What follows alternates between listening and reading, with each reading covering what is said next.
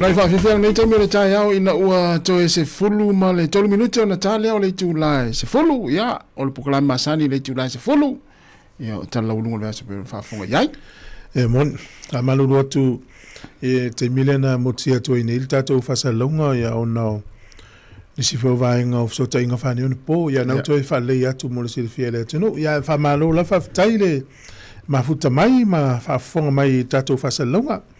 ia umal tatou polkalame nei le tasi le aoli on kolosi fo ile Sāmoa wala tau tua mai Sāmoa ia ana i fo whamana tu le whianga le peptele i le tūlanga whainga malanga ia sa se whamana tasi e taua ona ia ilau telefoni ia i le taime tongelo pasese malau emaili ia i company va lele a mesa ofisa malanga na tongelo pasese ia wala to inga mera le tup a tile ia tu ia olae on fai ona la foto le emaili ia po le fatonu ina fo fainga malanga ia ona ilo ala ia fo fuanga mesa na tanga mamao fo ia mai tua ma savai ia tawana ile emaili ma le telefoni ia fa sota ia to ita to pe amalanga Sāmoa ole mena le tupu tasi ia afa pe ole na le fata ingo le na tongilo pase se ni usila ia alela na tu yela nu mela ni usila ia ala tu nei la Sāmoa ela tu le Sāmoa na tango le sui le sim la ufa ngala sim card Sāmoa ia ole la tele o maua taxi ia what ia tele o maua ia ole mela te tauna fai ia te tauna e tango switch pe ko to sui ile sim ni usila ina ia mautinoa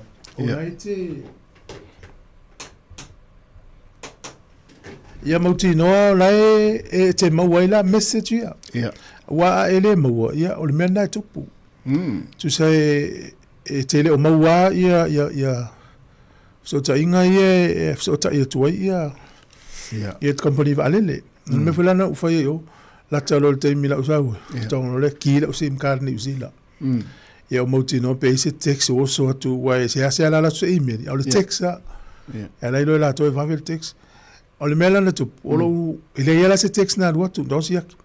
na o text po afio te sa wai le na tinga ilo ile fa ngala sim card wano la te tau la no mo Sāmoa ia la so no so tong lo le fa ma sui le sim card ni usila suia but fiti mela text mai pot sa wa fea o fa le na o te tali la wa pe te ofo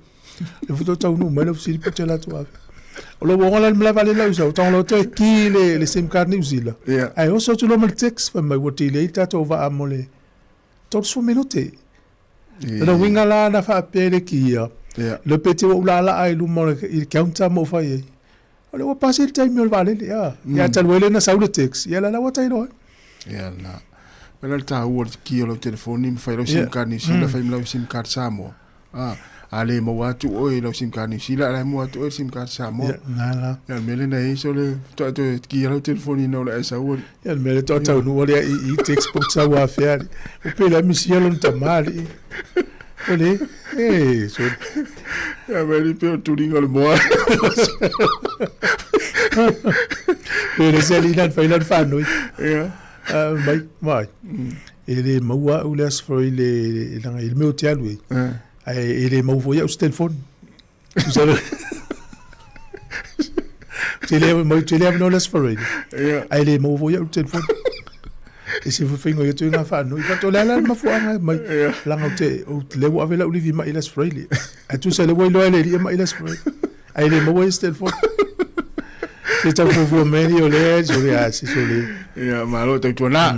na vai ma pena wa terminei o fai fale tonu malanga valele mo le delay o le o ia na e mana ia na e watu email ia por el text fo ia te o por le finga le tele lena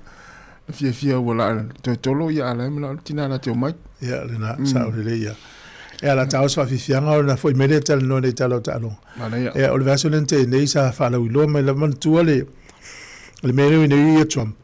o tau le faieni na press conference vo ia sa o lungo le Twitter tanga tale mo fai le mele sa o na pa inga le o matu vai se na pa inga le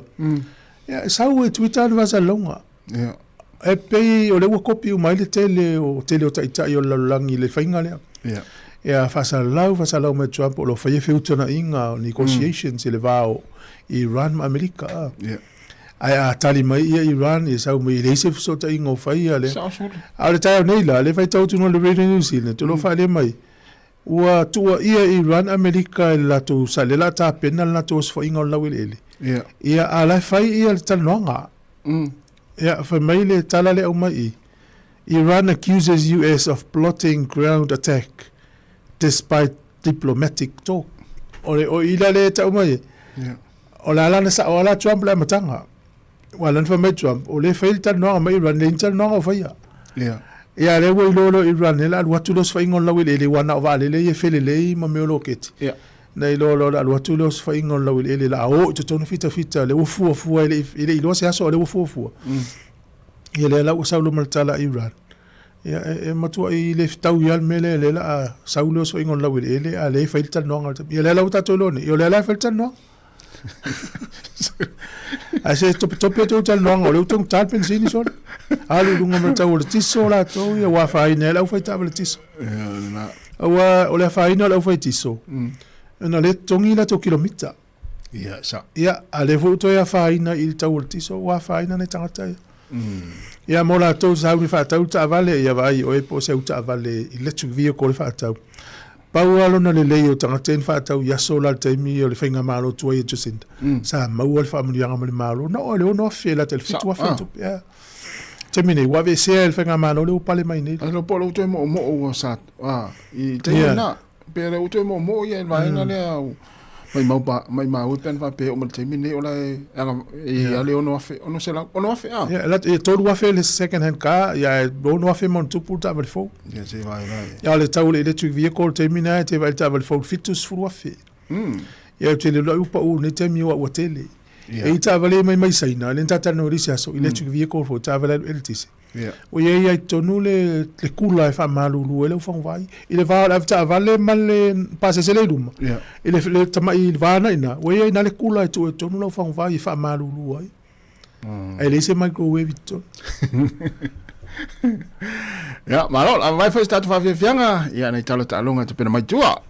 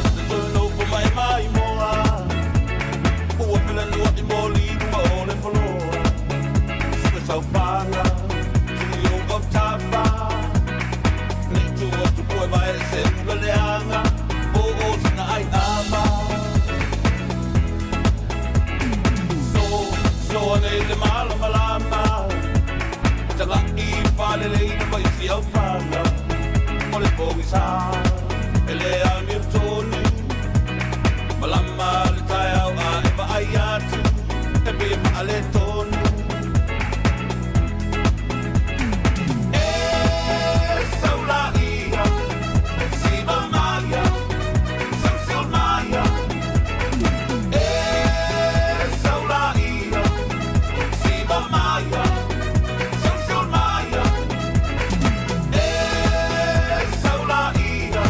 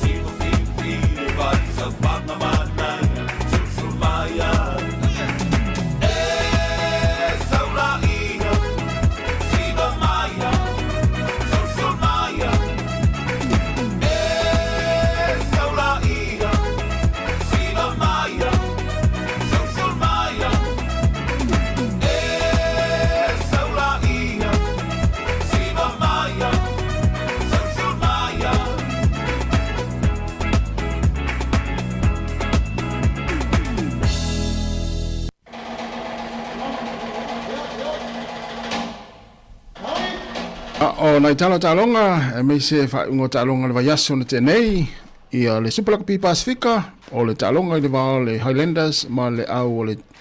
Moana Pasifika tolu se fulu ma le iwa le Highlanders o le Moana Pasifika se fulu ma le iwa o le talonga i le wao le Brumbies ma le Waratahs manu mahalo le Waratahs tolu se fulu le lua se fulu ma le walu le Brumbies tasi le talonga mata ina le whaingo le vaiaso o le talonga i wao le Hurricanes ma le Reds ia Kunselani manu mahalo le Hurricanes lima se fulu ma le lua se fulu ma le whale au o le Reds o le talonga le vale Blues ia masi au vai le trua fiti manu mahalo le Blues fa se fulu le se fulu ma le lima le trua o le talonga le vale Chiefs ia ma le au o le Force ia na manu mahalo le Chiefs e lua se fulu ma le fa se fulu ma le fa a le Force ia o le au le Crusaders ia le sa pai le fa ingol vaiaso ia ai mai tawatu la le apefa o le tulanga o le temine nei ia le apefa o le o au ia o lo tulanga mo le Hurricanes e lua se fulu ma le lima la tu ai o le Blues o lo tulanga lua e lua se fulu lima fo ia no inga la e vai o fidea o le Brumbies e tulanga tolu lua se fulu la tu ai o le Reds ia o le tulanga fa le Reds e se fulu ma le valu o le Chiefs se fulu ma le fitu tulanga lima tulanga ono o le Crusaders se fulu ma le fa o le Waratahs e se fulu ma le fa o la tu ai tulanga valu ia o le au o le Highlanders o le tulanga riva o le trua ma le sefulu ia o le au o le Force ia ma le tulanga sefulu ma le tasi ia o le au o le Moana Pasifika o lo ia teimi nei ia le apawhai o le tamisanga ia o lo ia teimi nei malo ia toi pena i talonga ia o le talonga le NRL sa il fai un le vaiaso mo na toi fi talonga le liki ia pe wa taule manuia o le Moana Pasifika ia Ian Paulen mele na falonglongo tua I lausunga I talonga u taule ki TV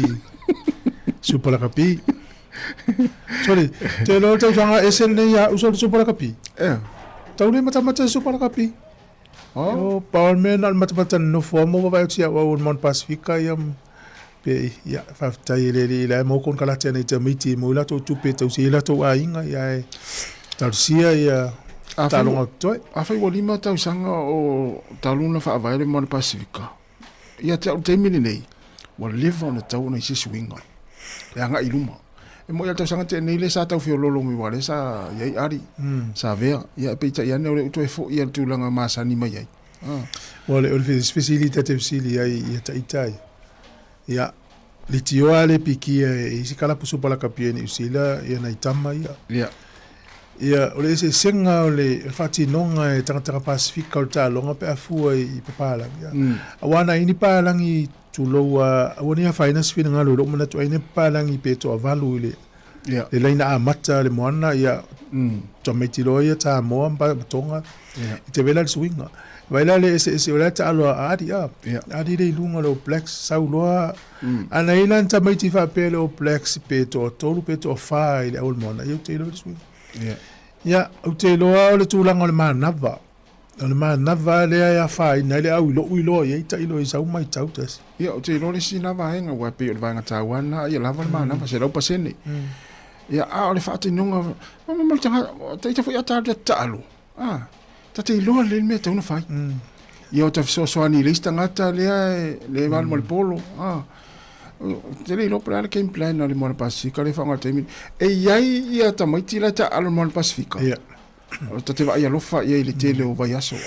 Pe to a ono, pe to a fitu no I ta maiti la tu. Ia o lato. Ma na ia o lato ta alo. E leise mea mwhai lato. Ia pe a le sosoani leisi to a valu pe to a iwa lea. Sa mata ina ta alo. Pa te infola stama leo Nico Jones. Ma na ia o lanta alo le il fa ingol vaiaso. Ia e leifo isana ia mea mwhai fule le o ile tutu sa uma tangata ole mea ata alo la o la tanga luenga lea se avaya tu le polo la lusi se puna ia le polo al mea e pa uma le polo ona famali li wat fa pe ya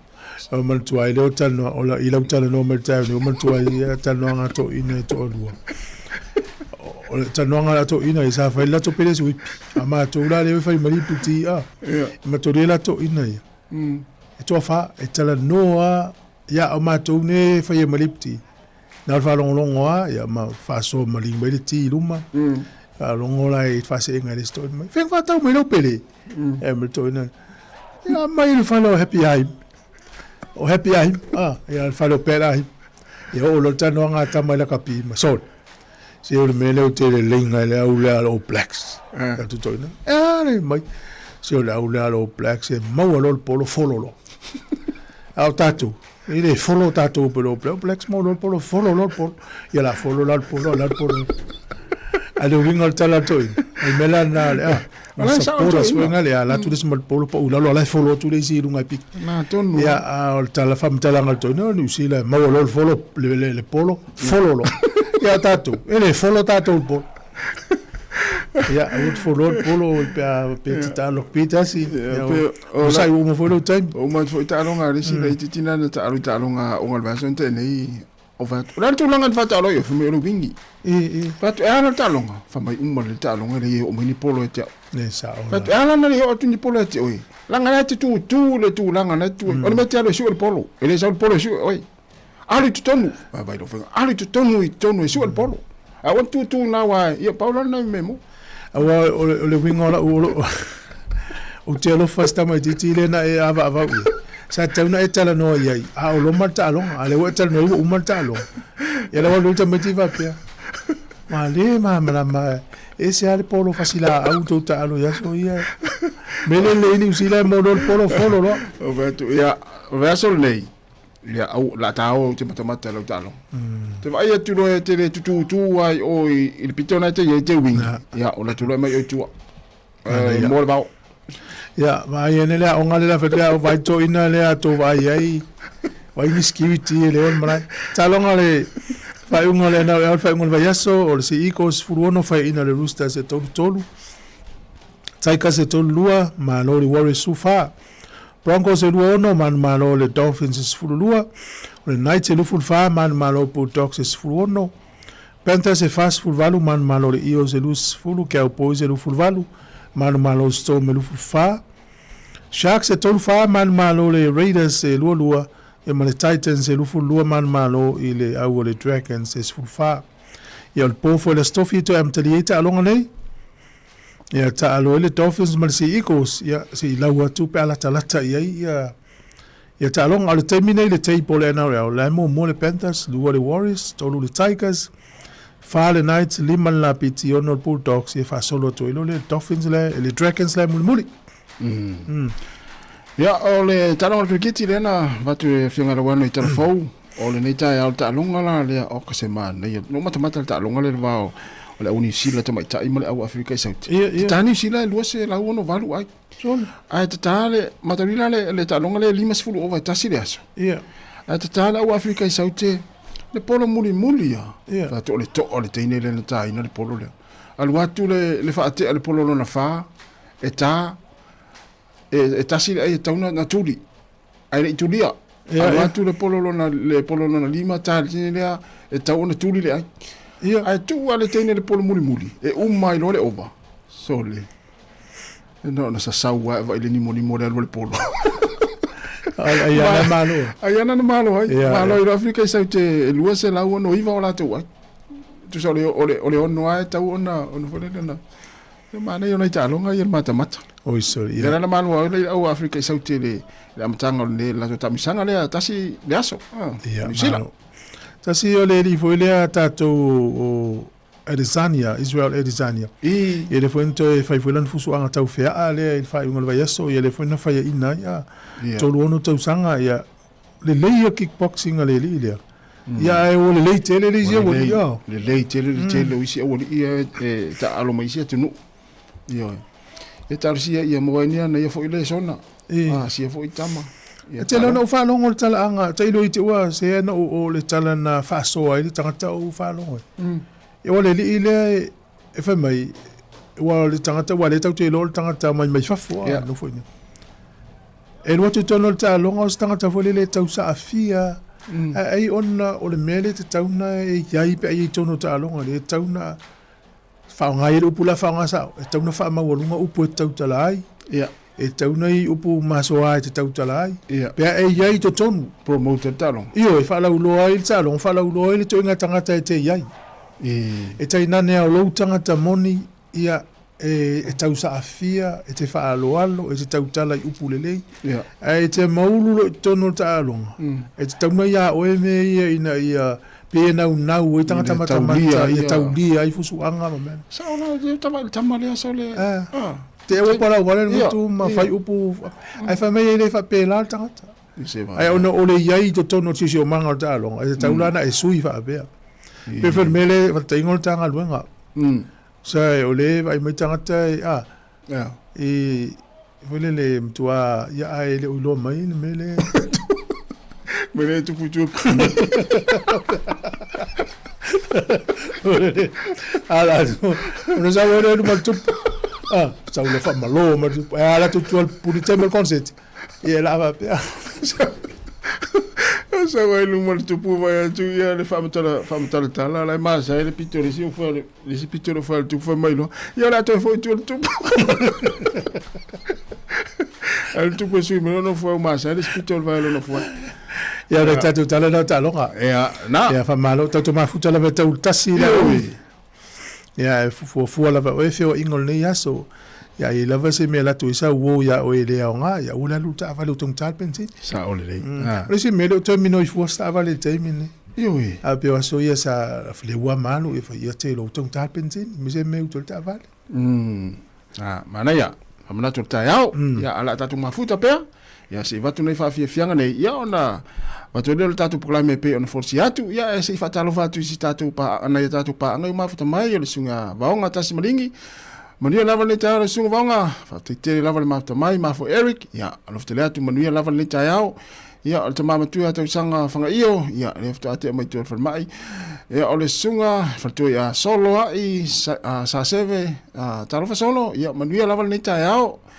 o le sunga ia vidiamu telefona tarofa lava vidiamu manuia lava ni taiao ia emu tipot ia manuia lava ni tafa aftai lava le mafuta mai o le fatalofa atu le sunga ia le foni apelsia tarofa le foni manuia lava ni taiao aftai lava le mafuta mai a veau na ma veau manuia ni taiao faltu ia epi marina ia mal faltu ia susi taiao peto ia o le sunga ia amilefa moana manuia lava ni taiao tangwa irani tautasi ia nisi na tatu tunu le mafuta mai le taimi ia le fatalo fatu tatu proklami mai tatua ia le lava tunu fa fianga vai foi nei taimi ia o sunga sulunga ameke manuia lava le taiao fa tele lava le mafuta mai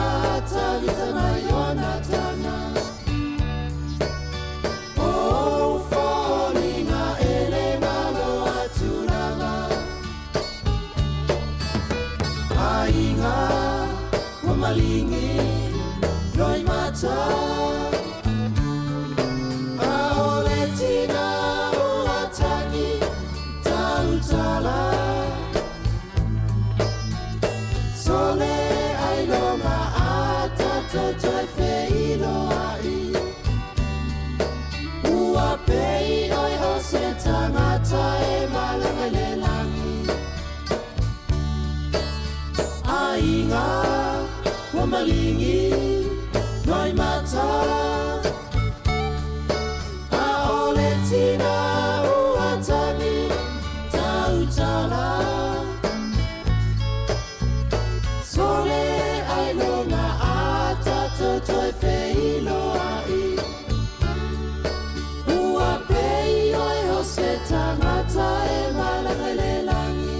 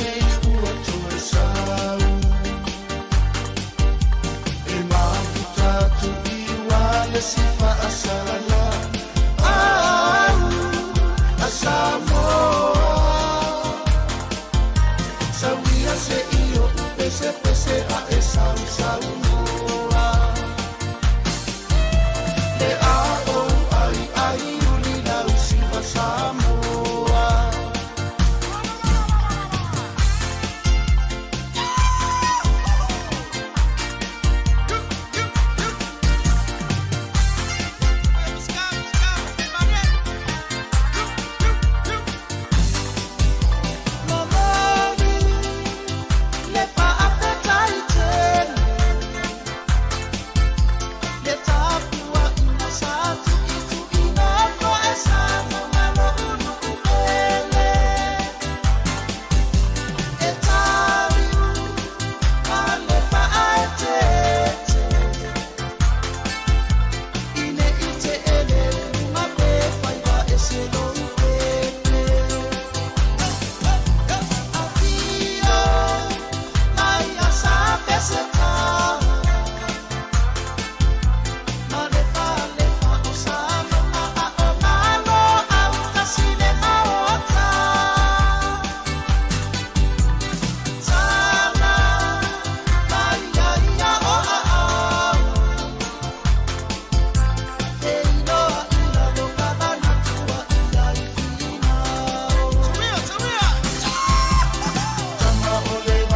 salene ua tue sau e mafutatu iwa le sifa asalala a Sāmoa sauia se io pese pese a e Sāmoa le amo ai la usina Sāmoa tama ole vai ai salene ua tue sau e mafutatu iwa le sifa asalala a Sāmoa sauia se io pese pese a e Sāmoa le amo ai la usina Sāmoa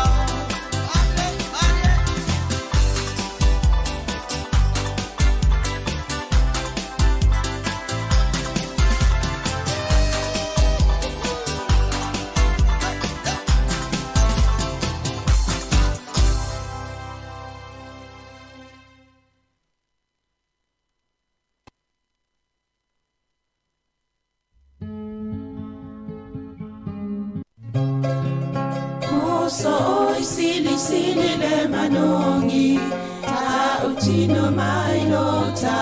ofi mausalino fa amaoni tu ma pe se io o ile oti ta la la afio oe aya lo ita tu ye oba inotama tofa ina soifua Nanga alif sili le sasala Itu e fa o Sāmoana E fa atosina yo anganga Ya te o e sunga le te ine tau sala La ula fala wa avea Talua yo e sunga le mana mea Pe a fai ua elekea Tu ai pe a sia mea e ta fea La upua tau no forene i tau ai so se e sili le la lelei Ma le fuaro sa mumu e te whaata patima e tuli usisu Ta la la a fio oe ai aluita Tu Yehova ilotava tofa ina soifua Ta la la a fio oe ai aluita Tu Yehova ilotava tofa ina soifua E whatalo whātua nei tae ao ma lo lava le soifua ia te uta umalava ia o loo whaawau peona ki mai au tau li tio ia pe mai mo mai fo ilungo le Facebook, YouTube ia man tātou penga te whailangi e le tautua maasane le siufonga lau mua ma loa le soifua ia te uta uma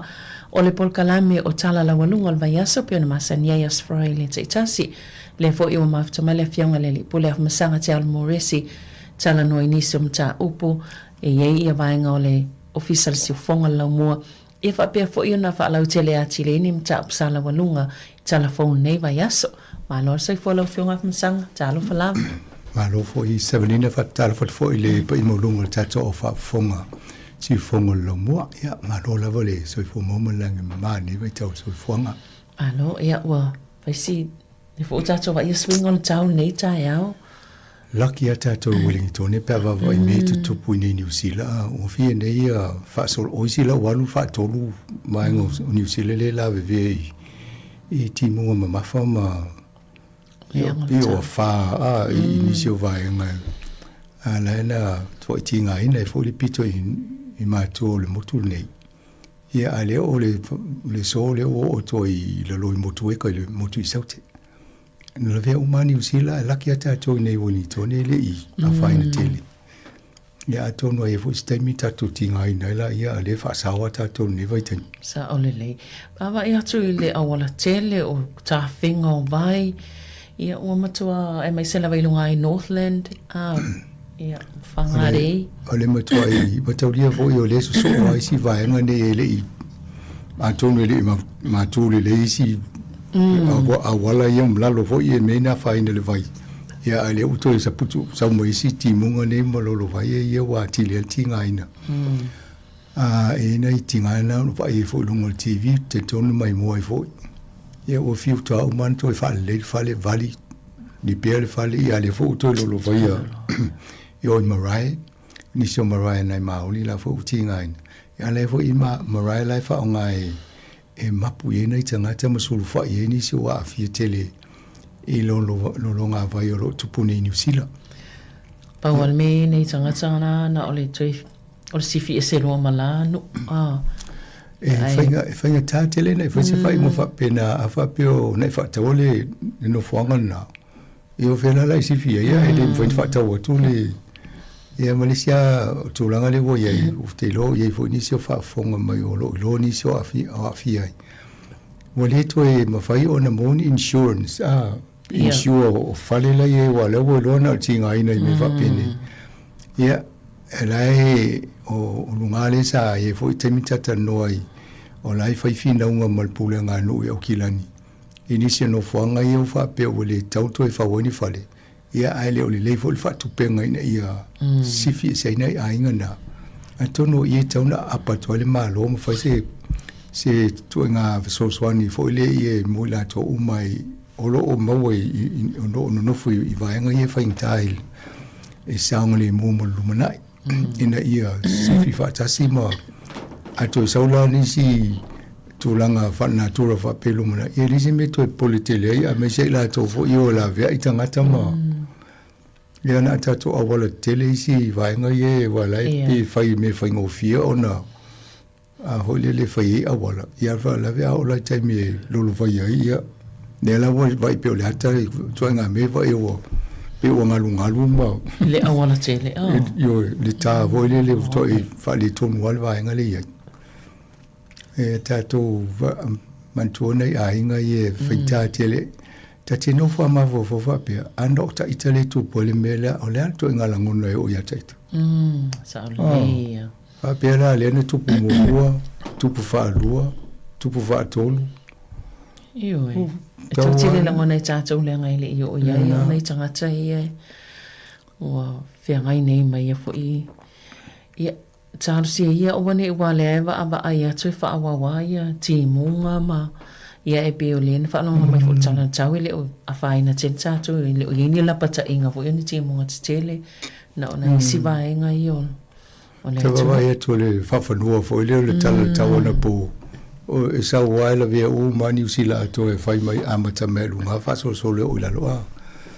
ia ale e taimi tati no foi popo le level suave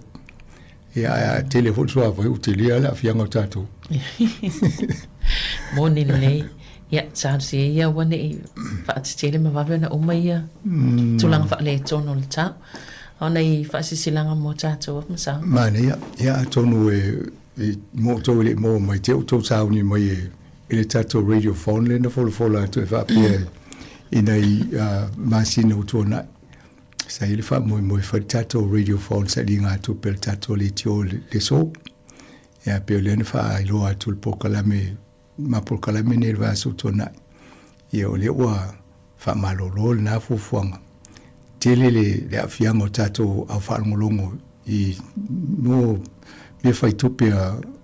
ale ngate mo e kale sia e o le tau so fuanga le wo e o pensini fa le tonu e maltawo me ai ono le tawo le Iran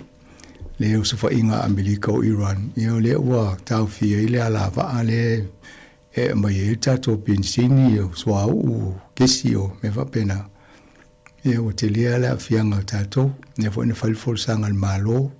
o e va e tu le malo te le ala fianga tato e o le na mo wai na so so ni sio ainga working for families na te limus fulu e tala e na ele mana to tau fo na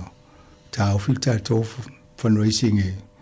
tua mano fo ia inga ina ia va ai le fa mo molo ainga tongi mo le fo le rent ia va ai mai si va inga na mo la fa nau me tau sami ia to fa i lole o isi fa le lave mena ia e fai fo ia li da na la fo ia e lo ta to ia fo ngo me fa pene ne ia uni tinga ina si telesis sa le ia malo tato mafutanga matanga te whanongolongo po ila tolo mane o ngā malitato tautu e fofo mo Masterton. O le e le fofanga mo tato tapelanga lena e lima ia tato fatsinga mfelo inga fo maniso la fonga tato le filia ia o mo ia porua lo hat Wellington ia to Masterton ne ai ia ma Pamasenof e lawa fata famotuia Pamasenof o le asotonu le ansek le asolusu lima o Aperila yo nale to e felo e tato inai e Masterton na wala fuatu le prosia ya esta yo esta le uso ana sanga lua fo esel tato le tio ya so talavoa o ngale university ya na lawa so ni mai fo ya maoka yo stasi fo le fa longo mo vini mal tato pol kalame so ni fa mo tulta e vaenga na yan tato felo e lole e le so to na ila solusu limon masino Aperila ya le tau fa mo tule so mo Pamaseno ia ona fatulanga ila i vaenga na ale e fo le fa inga tato le men's health se le temi o masina ne o masino Aperila yo si vaenga yo tomo fainga le va e le tato office tu sai male so ni tato tulanga so fo maloloina e temi no fai lo atu le fo fanga le ya pe vaenga na lo va e le tato le tioi e awala me fai e ona mo o me tato fa mtalanga ona fai e lo fai uma talafia ngai awai o tato no mai ne se ni malo ia afa pe ngase ia wole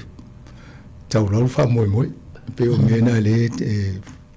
fang o tuama long puili le malo le tulanga ia yo no tam fainga tato va ai I tato so fo malo loina ia ma o ngalo fa na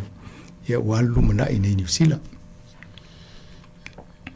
yo na voye mo na tele mo email mai a holona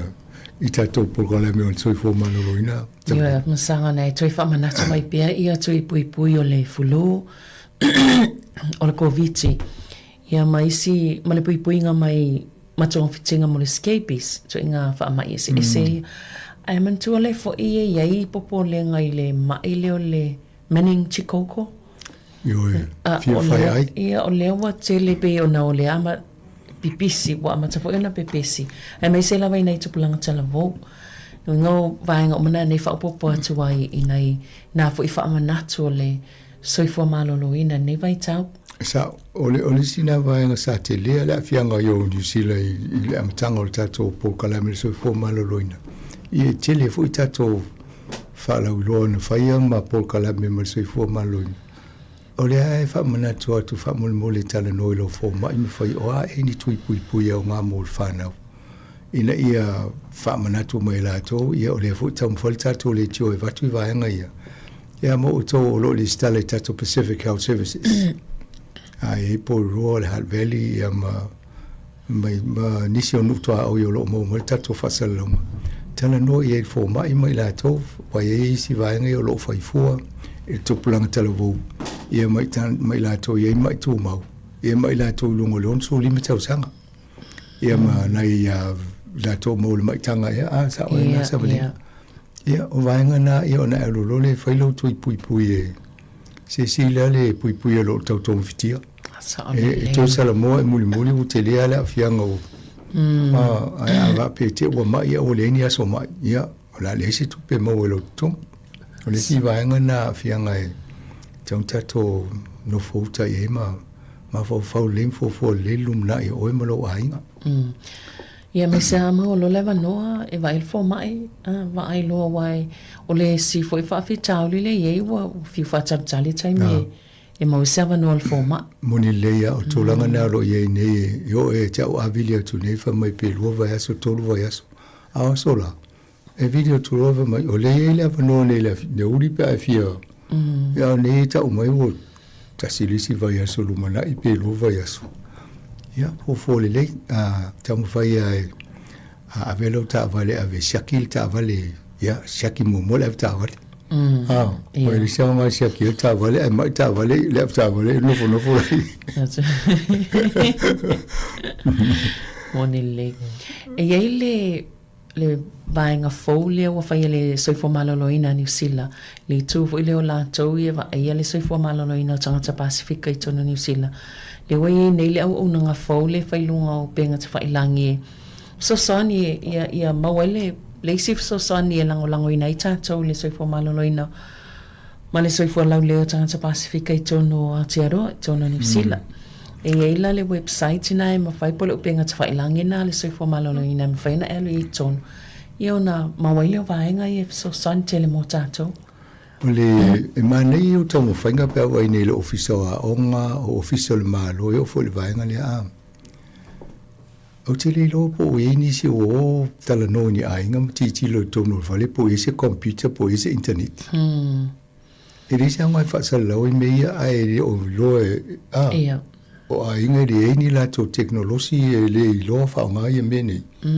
Ia lana lea ngai whai mene ai le loa nei tangata. O tātou le tio. O le wato i whamtalanga mamawa nei tangata. Wana ki au le tio ia whanongolongo mai tau whai tātou i whapula. A o telo mene i le sa umo unofo. O te mawhaua e tau o na whai fuanga ia ai wa aimani awala e whai loa i tangata. Ia. Ai leanga le na le tala noa mai le whai loa tātou. Ia tu so le whai atu e whape tangata. Ia, ana maila mani mena se whapipi i mato whale wawai e. Ta ole. Ia, e aloi tupe, e le whape vai fua, whatau computer, whatongi o le internet tai masina ma pele pili. Ia. Ia whape o lai tau mwhaisina i ainga i me tau, me ai me whape na. Ia, o te lena le afianga. Ia, an matou ngā ruenga peo na ele tai au nei, le vo olongo ku, le vo ole si upenga pso ta inga le. Tau te o, ia, e mai mo, ia i pia ia matamata inisi o lewa ia malangana Pasifika.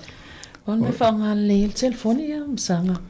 A ia ila moni elo whionga. E a whapeala ia ini pokala mwhuli mwhai. O mai i o le asole le la matof tango whi whaasino le ia tol whainga i lau telefoni.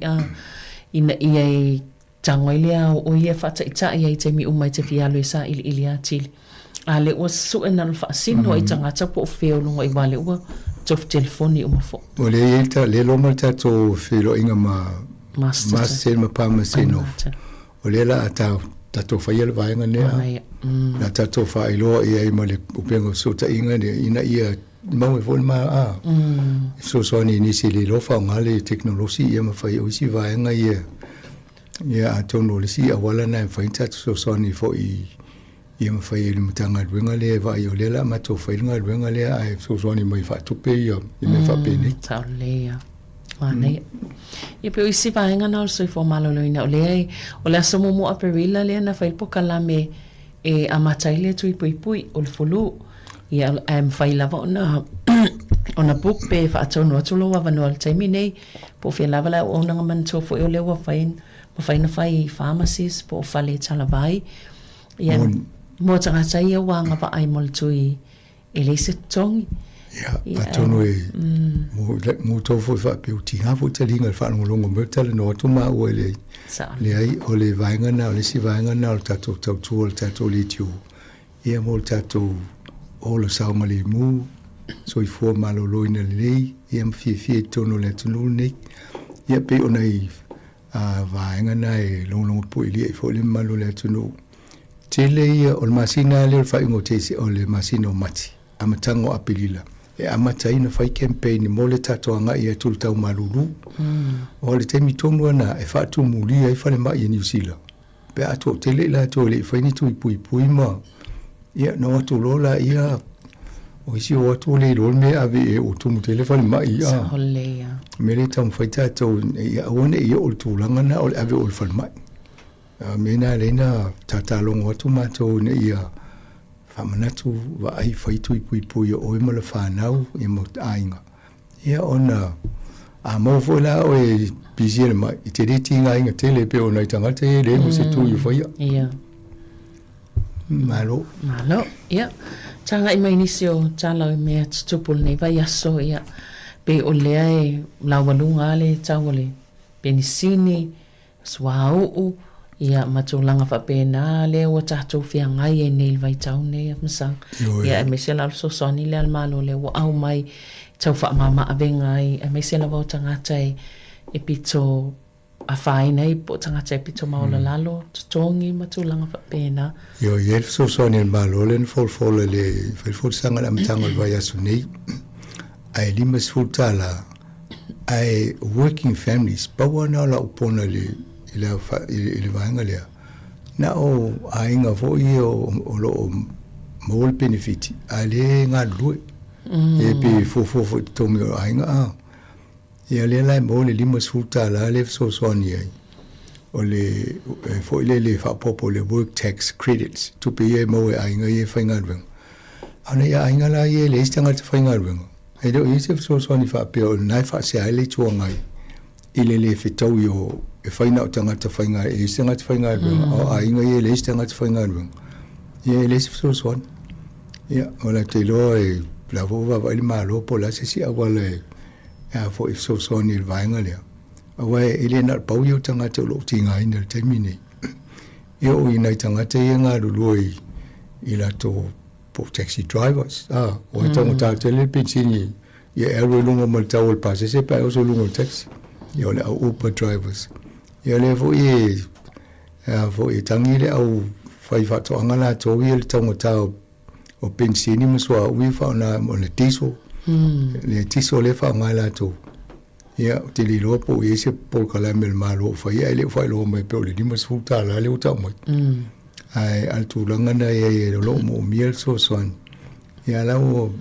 fa el forza al minstao tupe o lo lavale so au fa le fo le tono New Zealand o lo ye fo va ala malanga mai mai ta so ya ye ol popolite le tu langa na ya ya na tupu nei fa le tono le umo le tau le fa ye ya Iran le no so fa ye America ai a fa mo tu lo le va nga na ma fa le le yo te lo la to so longo le fo ima fio lo le mal tama ai nga o le la lo lang e de nga te ya ta to no ma la lang i wa fia o no o le so fa inga le America o Iran le o tupu fa le to sa le ta wa te le tama I vai no o le la o mai le sua o le o matua ai vai le afianga le o le ai longa nga ese sina ma fa o ni me fa pe on tu bui ta o le ya le o ai ya Iran fa pe ya o mai la fa si ma to ala ma to fa le nga va ya la o so ina ya watu o mole la lo lange va e pulu bisa il mele ta o le a to no na le fa ai mai ya to so ne ta fiele misa le ma le tele le ya le fo la mo watu e pe o le tele o tatu so u sa mo South Korea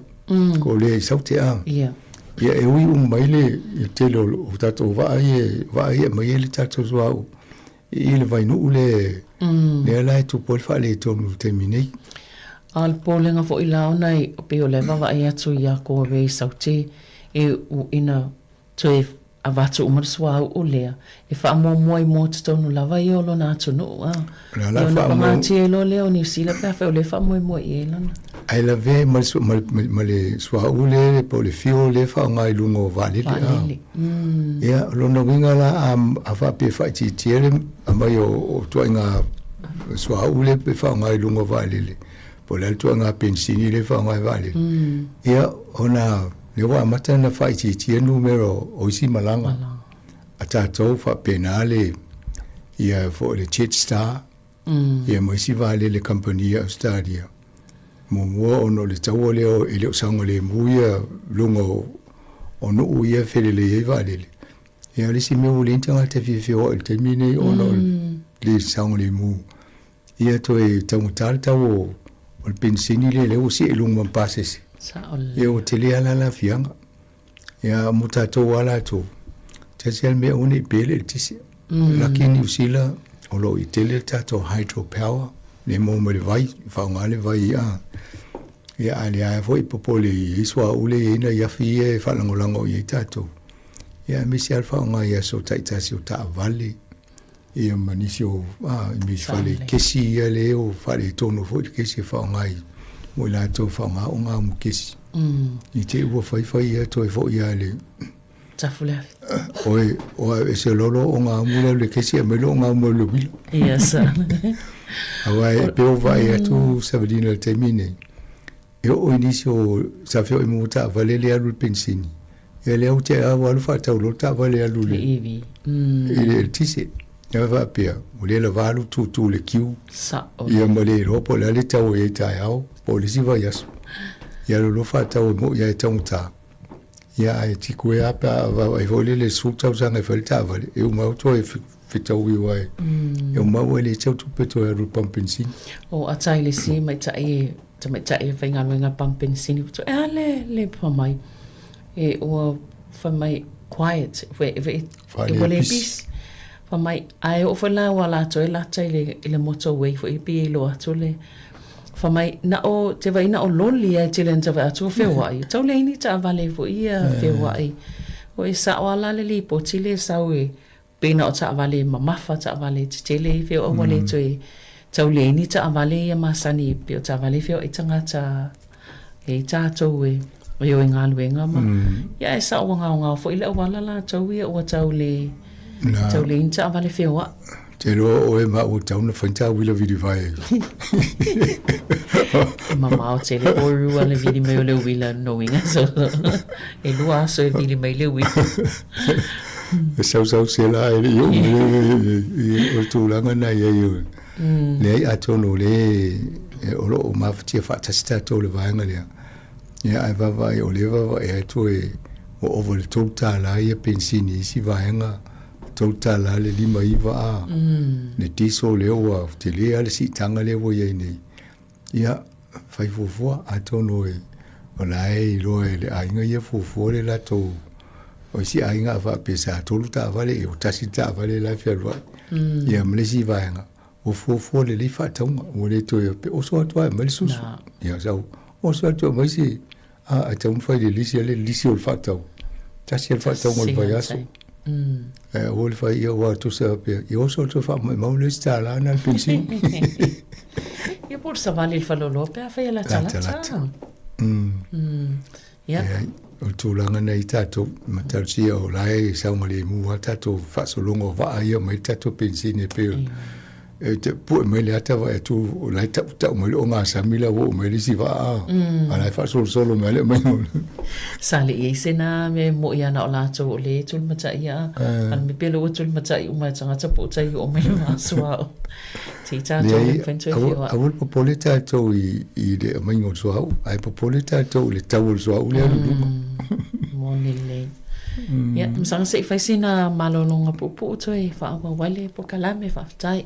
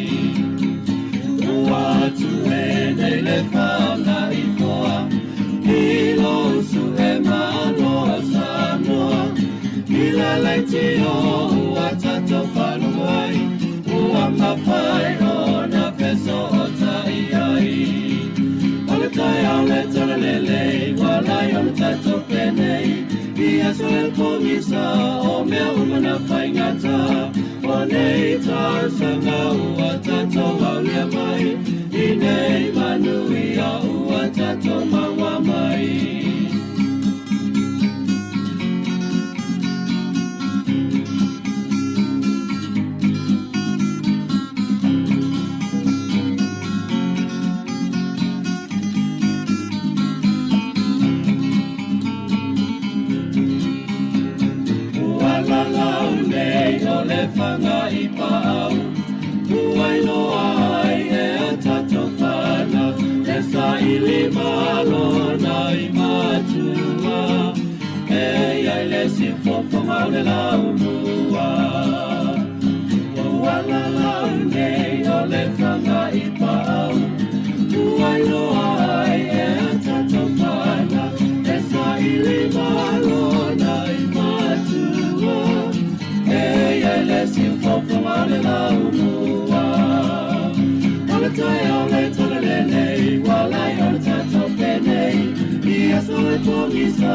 o mea umana whaingata. O nei tā sanga ua tato malia mai. I nei manui a ua tato maua mai.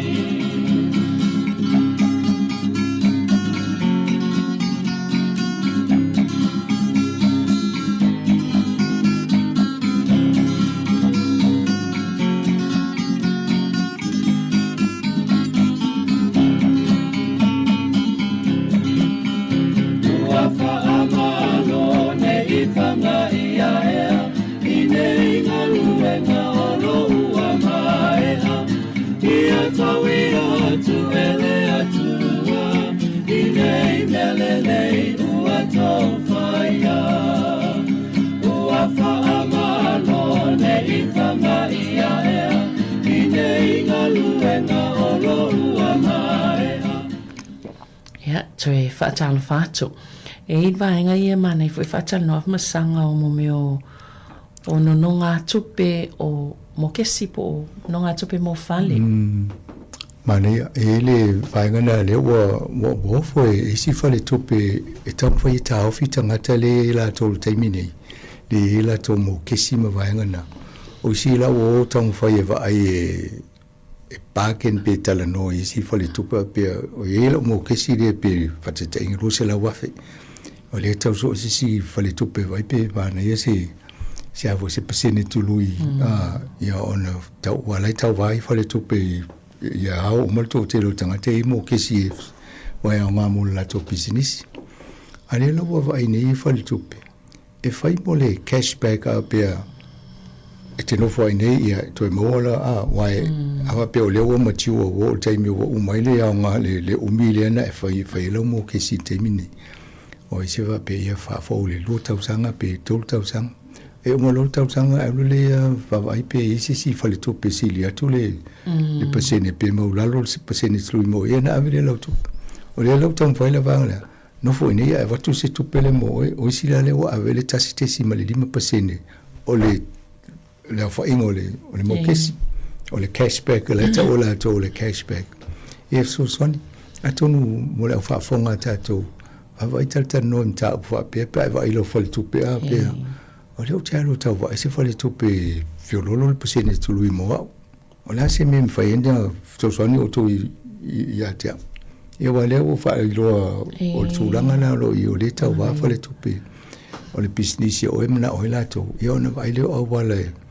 e fo I tau view je o e o ne minha to se si fal tupe ya mane fo I awala I va va e mata I tu tato e so soni lo mo kesi Mahalo tel ya mahalo whaftai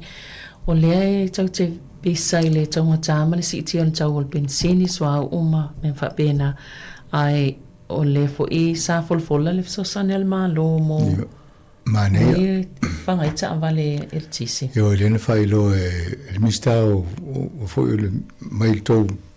tu malo Chris na o fa popo e 5 miliona le la fa alu le malo ina ia fa duina ile fa io o palaka vo e la tu sulu e ile ma fa fanga ile ma o la ta vale le alu le tise ia o le la o fol ia tonu le va e mal tu langa fanga tale ia mo pensin ia ala vo in fanga tal fa ta vale le si o le se me alu palaka i pa o te mi fel vo ia le la tam fa popo ia mai e so ni la to fo I maulena mai e te tau ona wha tele I lea wha I o me wha pia I New Zealand. Ina ia whaingo fie tangata le wha tau ta wale mo atu I ele me whanga ele ma o ta wale. e mane fo so ni ana le tupu le vai nga le tawo le ele nga yo ye fai si vai nga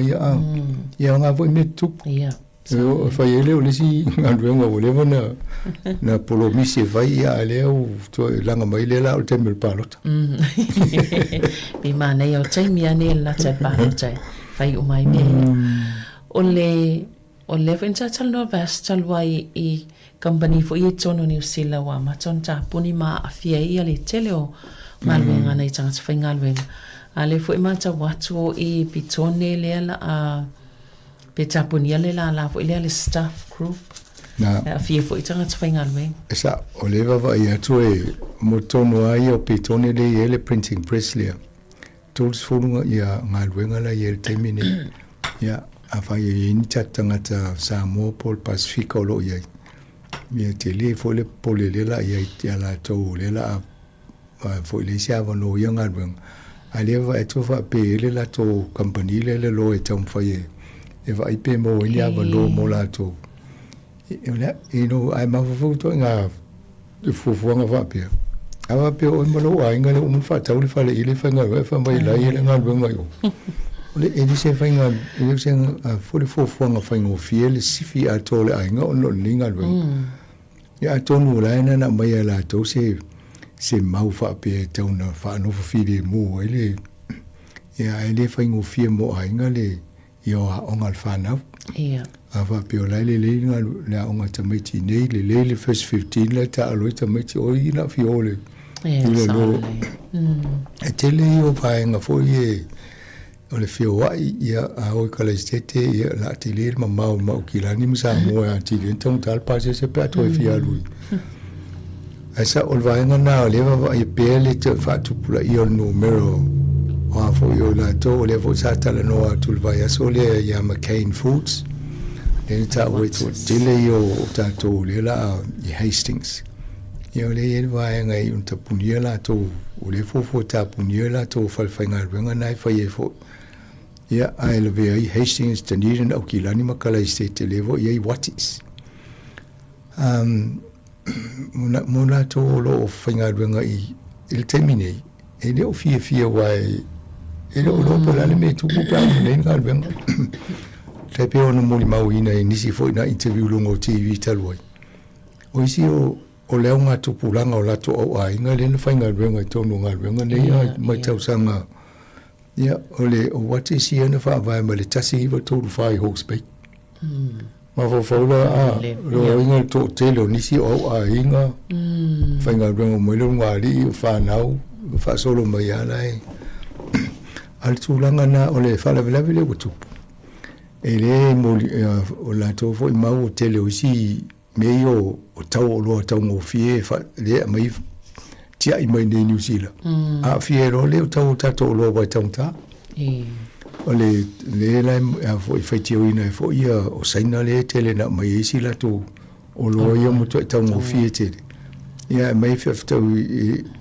on novo lolius company le na le tu ai so o la tu o lo tu ina va tu fa le lo va foi le o tele o lo ia mai fa ia le mo fai lona to te o la toni pusa isa tipi lo ila lo ma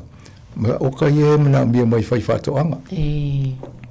ia nei fai fato anga la ia na ta pena le ma manga mo fai a le o le tau lia ne fa mai le na lus full percent ne mo mi o vai nga ia ona o tumu pusa isa o le se me te wa ia pa mai fai ia te le ala le na fianga elena o tangate nga lulu e tonu fa le loia o i company ne fa wa ia o loia ai la ve mo fai fato anga la vei maloli la ua ia o te le ala fianga o pe va ele to te lo isanga te ia fia il fa I uma fa pe ia te le lo malo po ani la to fu fanga me fa pe nei ele ma na ta te fa ile fa ta wa inga sa loto masaina mai te le ta to ia va ila le to inga fitale o mo wai ta fa inga venga New Zealand vai au no fone mo tanga mo ma fo fau o le fo la si tiele tau pito mo la lo New Zealand lu su to lu fieta la le o la o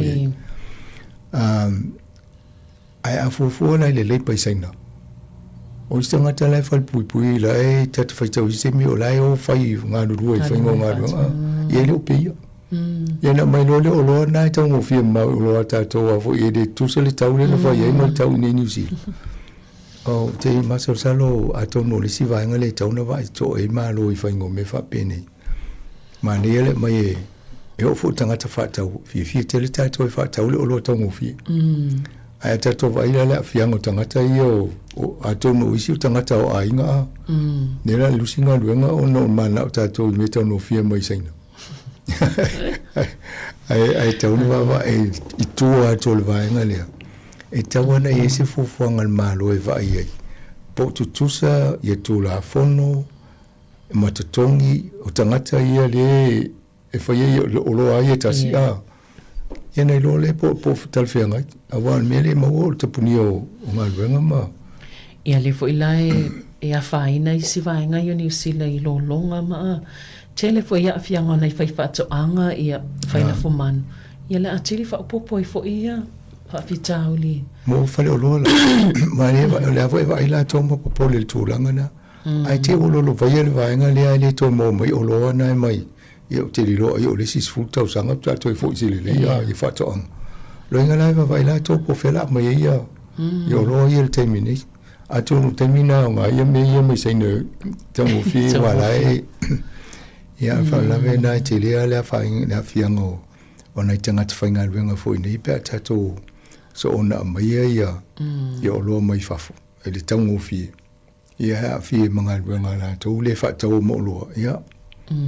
tau na to e fa o loa tato pai kiwi tau a me fa tau a me ai nei fa tau o se New Zealand yo e me fo na e tatele tatano fo i tele ata i na isi o tangata e o whatau i o loa fo i lunga le internet. Ai le whatau o loa i a tātou. E matau lia fo i mauti noa le mo le GST pe whatau mo le o loa i tonu nei a. E mo i le o amatana claim le GST o loa i whatau mo i lunga le internet. Ia e si mea lau te vai lai sao e. Ia ma le tupe atoa le la mo i polo fiti e nuu na le ma i o loa i. Ai le si tupe ni. Ia lo inga tata ma a inga la alu i lalo ai le alu lunga. Ia alu lunga ta ma a inga isi. Pe o mea nei e te tauna whaailoa pe o tātou tangata ia māla māti li ai ia whianga o vaenga te tasi o mā nei e le whaapena o whai whaatoanga ma o te leo vaenga ia whia. A tonu mo tātou awa pia lela o le whaaru lau luse lau tā lalea o ia benefiti i luse lau mo benefiti ta i te le whaataua a oirista ngā te tu a te pōn company le benefiti.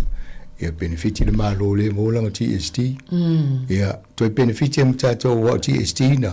Ia mo le peiwa i mo la fonga whatong. Le mai toi whatu pe tātou whale mai a onga ma. Ia o mena le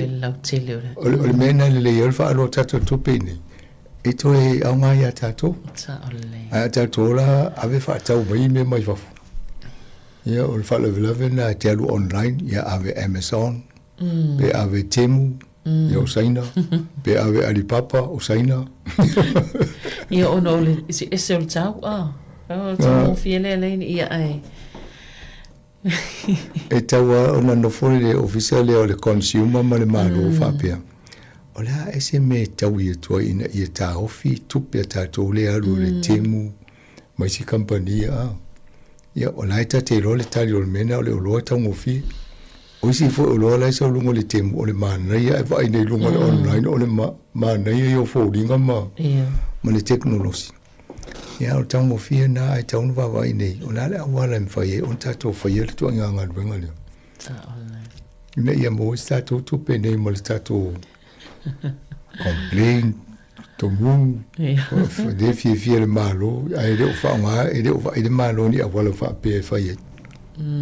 sa le leia sanga i mata o pui o le fo i o le teknolosi mania ona o lewa tato mata wina e pe o telefone tato wa ya to o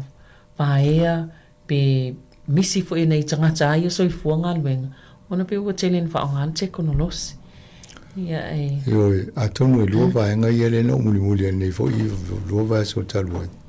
o le tūlanga nā le awhianga o tātou le AI, Artificial Intelligence. Ia ma le awhianga o tangata a misia ia tangata lau tele, tupulanga la talavou. I whaasosonga o teknolosi i eile le afo i le Facebook, Instagram, YouTube, na le e mawai tātou a. O le alafta o mwhamasinonga o taitai o le Meta. Meta le ele Facebook o le Instagram o le WhatsApp o vainga whapena. O Sāmoa le tū la whona stasi whaisina matua nei au taimi a mata mea o lai titi. Le a whianga lona mawhau le tau el whato sino lona matuina nau ina ia whaonga le Facebook ma me uma nei le teknolosi. O le ala o mwhamasinonga sa ele te tununga o le kampanile o le latoa o tangate ona le kampanile sa lo Zuckerberg whapede ele salai o ele tu la fono a Amerika mo le free speech o le winga nan whaonga ia la tole me nai e le se me ta fie fo le whaonga la toa a le mena na molia mani fo le idea la vai atu na molia le whaonga le avanga le teknolosi whato sina le mafa tangata ele complain le email te vai ma mea a le mele na whaonga la tau le metotia e a mau ailo lo nganga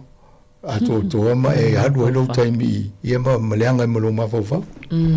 e le lau wha maa ni e whaasala ina o mau e ne ito ainga ia o metotia i le whaonganga le teknolosi na whawha pitoa ina ia whato sina ma poe ai oe a e na mau ailo la i o e lau whaasala ne tō lau $5 miliona. Tala Amerika. Io i tala Amerika tu sena e uno se lau whaasu 2 miliona tala New Zealand. Ia le vau whaile whaalinga a Meta, company le ele Facebook ma le WhatsApp. Ia fo e apili la tau la tau mau e le sao le miro whaasala la tau.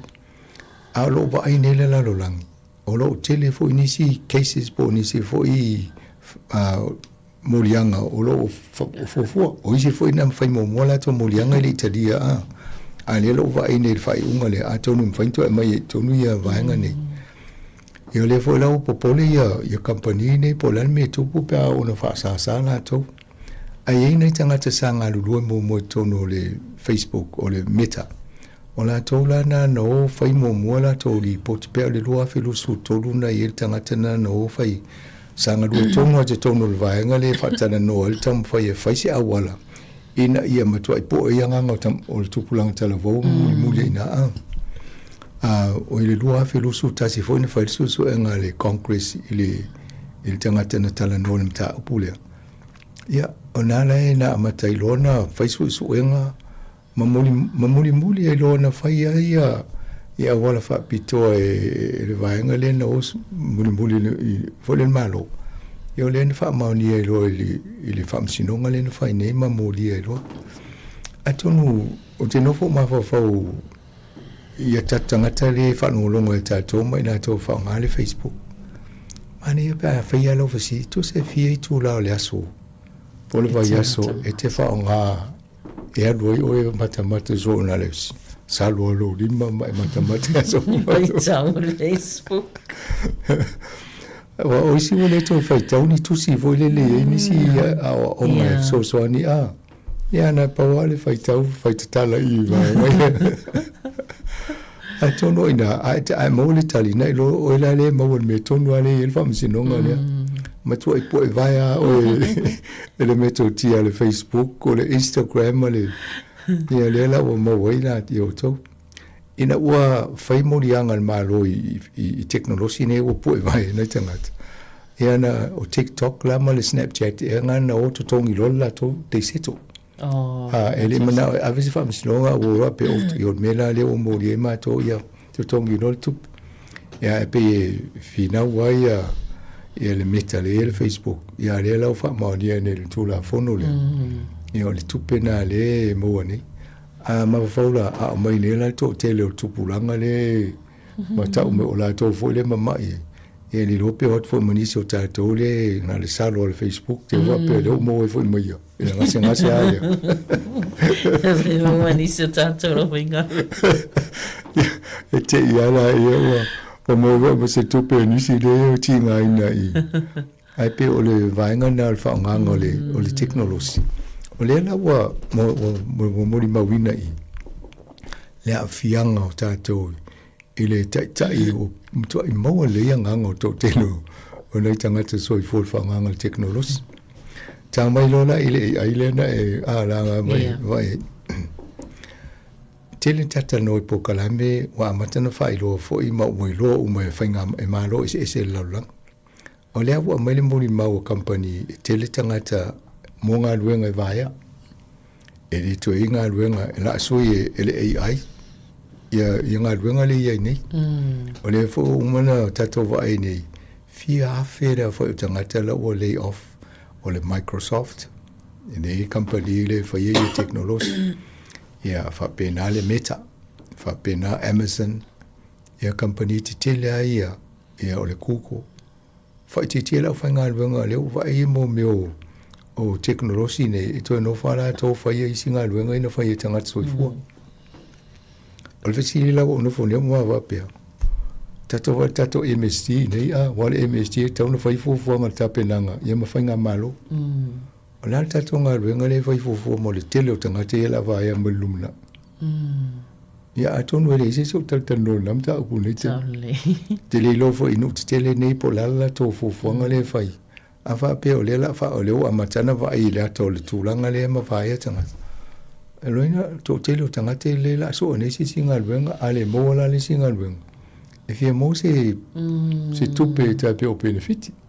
Ia mo New Zealand ia moa. Ia laki tato New Zealand le benefiti mna isi no. A whapea le se benefiti. E o le ron me la o nei tangata e. A fo I whai I ngā luenga. Wa le maua e fo inisi o vai o tangata nei. O isi no la o loli te tele fo I ele to isi avta avat. Lono winga la. Na I tangata avi loli fo I e. O le fo se ngā luenga. E loinga na tu le avi loli nam titi loto fio e loli a ele se ele to isi si alo ton. E le ngata I na lo va e whai fo I mo meo robot se whai ngā luenga. Tono company e whai mo meo ta avale fo I. E ngau se ta avale. E sa tela whai ngā luenga. E vai nei e na masini ale te whai ngā yo so no vapi. To le titi e tangata whai ngā luenga la i. O le tele la na alfa nganga o le AI la o I to mai. O le mwhai ona whau I masini e whai ngā luenga. Ia, e hoi whaitel malo lenta no volis taimi ala tu whale ainga e saune masini a mai lau ipu. Ia, ano ina e vai a fo. O ma whawholo. Ia whai whatoanga masanga. Ia o whai masini fo I e tele tue whai intanga whai ngā luenga e o e tau mo meo fua o la auma. Tele fo ia atamatama nei le YouTube, ma le whaingo meu whatoanga. Ia tele po ena le bato ale loli, ma le masini ato ale, ia tau umatu a fo lea, o lea, ia ba walusi fo inga luenga tangata e mwhaiona. O le tō mai whanei ona pōna le le si tū. Ai le wha le tōnu le si tū a. E te tau ona wawa ai te toa malo umalalang. Po la se tū langa e tau ona wha fo le pui e on tangata soifua. A wha pefa mai ol polinga luenga na leo e tā whao, tā polo, whaisi mea a laia maua tu pe o lai tangata a. Lona winga. E tauna wa I polo fiti a company umale e masini wha penei. Ai ave wha tāwhi o tōna 2% a mele wau 2% o tō polo fiti o lai tangata soifua. Na ia te. Ia whiawhia le tō poli senga nui. Ia o te tonua e ia tangata e le fia nofo e mana e whaisana ngā luenga. Ia tonu ia mai e le role masini saufa pe alu te tō mele whai tō I pe tō mele o e nā te wawa I lolo tō ana pe mane te tō I sia Mana ia fo. A tonu vaingana e tauna wawa I ele tātou fo I whai ngā malo I nei a misia le officiale o le MSC tauna amata wha tupu manatu la tō wha pia. O le wa e ato tele tangata uno vai lumana I le ai. O le ala se tapenanga le tātou malo. Ia na whanga yo I role I o minister ma tangata I mai e hofo mai pālota. Ma mai idea fa ye me ya. Na sa ole. Se tato fa tali. Ma lo tali la fai po ani po di se fa la go mai vai fa se tato va vai. Na a tono si tono ana si di pa tu sa si tan lo I vai la ni to fu fa no fa le ya. Ma tanga te ye vai ya. Ia. O vai o for soi fo malo loina. Ia le fo fa tono isi tanga isi tu malo tanga tfinga wenga o wale fa nga ina le ai to se ia me o la to mama. O le fa le tono fa le la vai nga le. Te fa nga lo ia to mai fa pia. Tu so le o fa langa lo ma fo fo I le fa nga lo e ma fo fo e. Ia. E fa I tu singa ia. Ta le am sanga I onol time le mai ai na isi vai nga ia to no te fa mai ai le po kalami o le vai aso. Ia onol vai aso fo le o le aso maliu. Ia pe fu apo la la so tu fa tau no po kalami apo mai pe na masani sto sa. Po le stofi. Ia. Le ia faftai mo sa mo kalami faftai tele lava ia ai mai se fole malo la fafong faftai fafong mai cha so kalami na o tala la walunga mo le nei foi vai aso e che mo vol fa poponga fo I le mai aso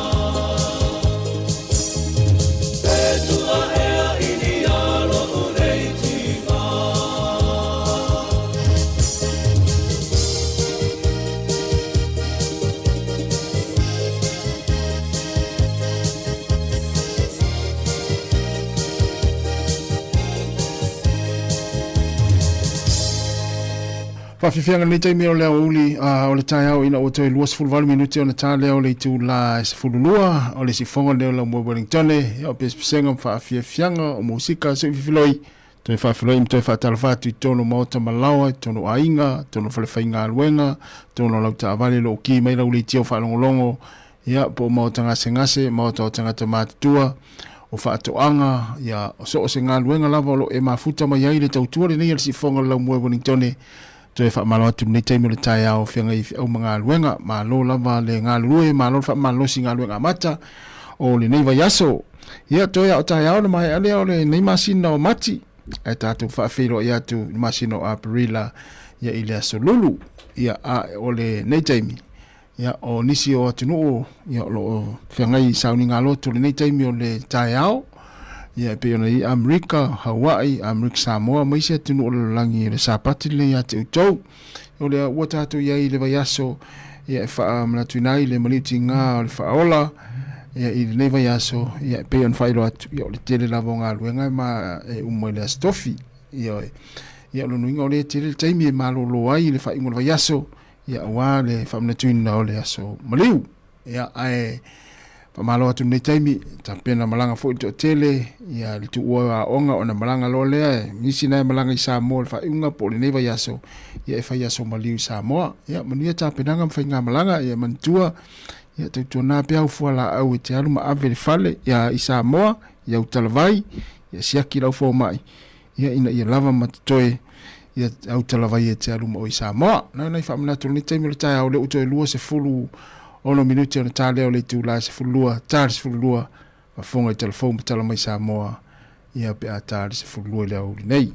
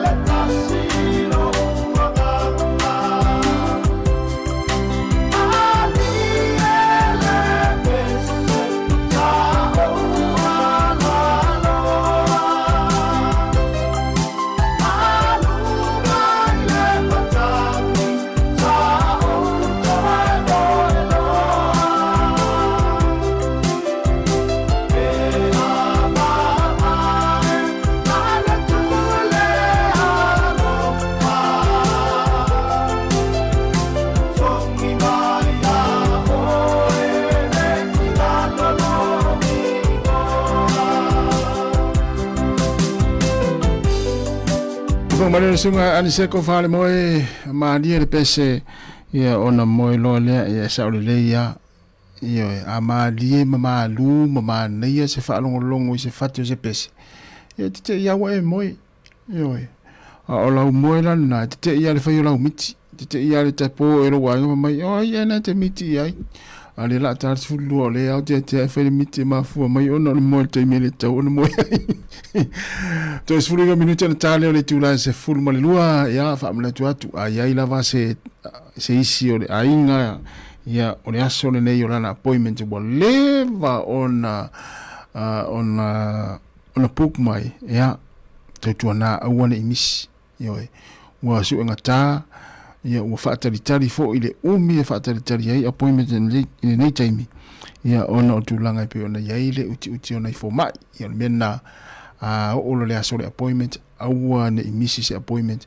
ia whaonga uma minute a whailava e a whai tūla le taimi o la appointment ia ma nei le whaonga uma le a whai tūla ia wa le tele au tātou ma seneta vai ia ele umi ana o te tonu le vai fo mai ia e o te mai fafo ele a tōrisi fulu minute ia mana ia le siaki ia o taimi nei o tele fa mai ma tulanga ia afia tato ia tau lava on fai ma siaki fo mai ma vai fo mai e no soi fo malo ina fa talo vatu ia Rachel Sifa ia ma le alanga opu tomuli ia manuia lava ni taiao Rachel ia le alo fatu ia Mari ma tufue mo oe ia tina ia Tue le alanga opu tumuli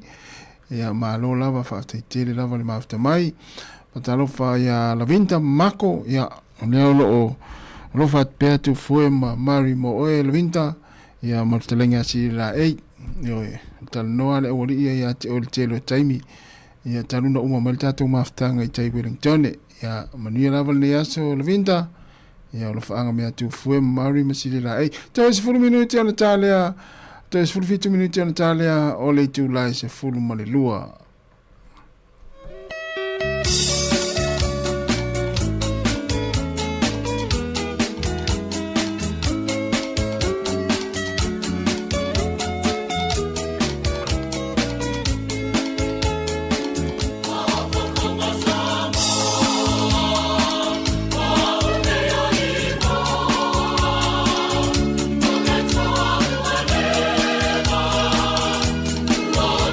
I say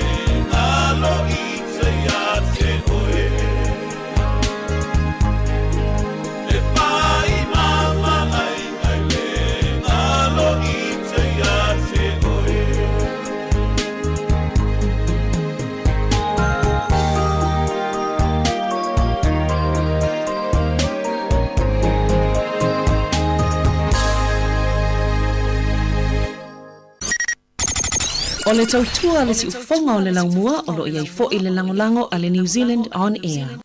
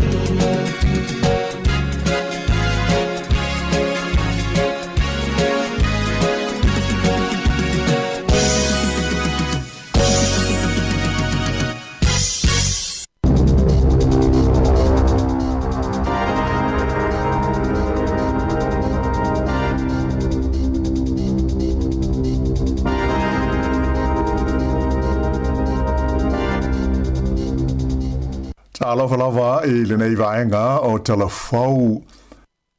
E tu sa male lua sa lau lima se fulu la fa inga o tangata sa awai I se te e file mu e fa sanga I le fuafuanga le fa inga malo. E fa malo sia ai o na ave se tangata e le aini ainga ia o lo o momoe solo I polo tito fa le o loa ma fa le o le malo I le lau mua I Wellingtone. O ia tangata uma fa pēr mo le lima se fulu mo na tupo is tangata na feso soani malangolango iai. Sa whaatino le lātou te I se maafutanga sa whaie de tonu le maru le St. Paul Cathedral I le lau mua I Wellingtone. O nisi o ainga sa awai ma whanau laiti na toi fo I o lātou ainga ina ua uma sa uninga ma porkalame na wha leo ai o lātou langona e tusa o le nei fuafuanga ale malo. Ai o le tōtele lava sa tō whaai anapo e o mai I le tai au ana le la. O le nganga autu o le nei te e whala wai tele tau atu ai le whai ngā mālo, le o se whaai unga le lei ma tāla whengai, le wha mālosia ma le ave esea o tangata nei mai no whanga, o lo wha mautu iai I le tonu o le tāuranga. Manatu I lātou, le o le tali lea o le wha awhi tāuri le nei, ai te tau I le mālo, o na whaia se tonga whiti o le nei wha le tonu, o le ai o ni whale no nofo ai, I se vaenga to tele o le tino, le ngata I le lau mua I Wellington ai wha pe ai maisi ai te tele uma o New Zealand. O le mta upu le nei pe o na wha ai lo mai le malo, o le a wha o ngai nai leo, la watu I ai ni malo si anga wha apitoa, tau le tu la fono, la tau te lapata I ai tangata uma maua o mamoi te tonu o polo tito, ma vaenga o whale loa, ma whale o le malo I ai te tele uma,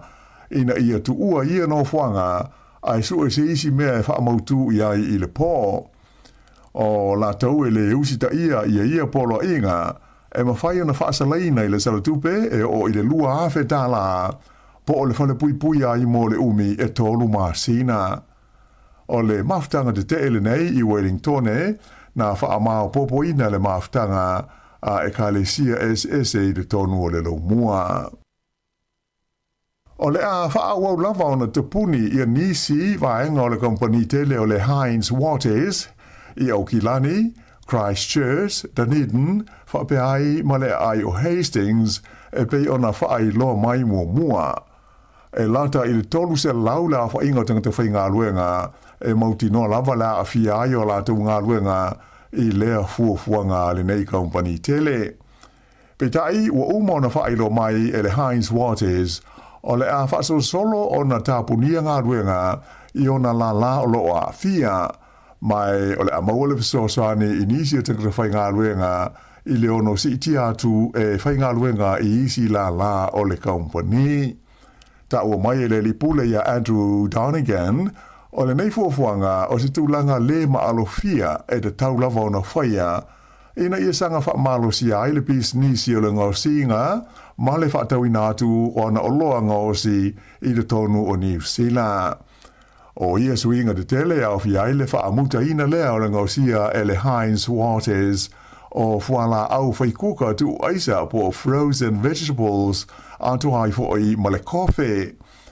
I le ai o Hastings, lata I le to'alima se furu I tangata whai ngā luenga, I le whale tu apa mangau si ai tau mawa tu aisa, o le a maua la tu wa vanoa, whai ngā luenga I isi la o lea kompani. Tu sa ma le afe, lua se lau le a whai ngā tangata whai ngā luenga, o le a wha awo peo na ngā lulue, I le nei fo I kompani tele I te tonu o New Zealand. Ai o whalenga o si mea o le a tāpunia au fi ai le Lamban cuisine I Aukilani, o le whale tu apai fuala au aina I Christchurch, ma le whale enga o si ai le whangu kofe o le Greg's Coffee I le ai o Dunedin. O lo o fia maua le malo New Zealand, manatu malangona o le tunu a o whaia tau mwhainga sa ili se fo o le tūlanga le mautinoa le ua iai, le supply o suau whape ma le pensini le lalolangi a toa.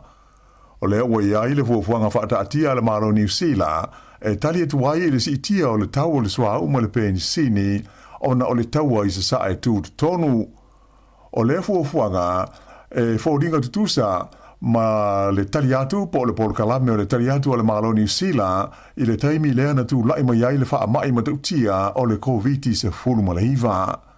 Whaavaenga o lea fuafuanga whaataatia le malo, mana umia o na whaatino whaasolo pe a whaia ngai ina whaatetele ia le whaafita uli.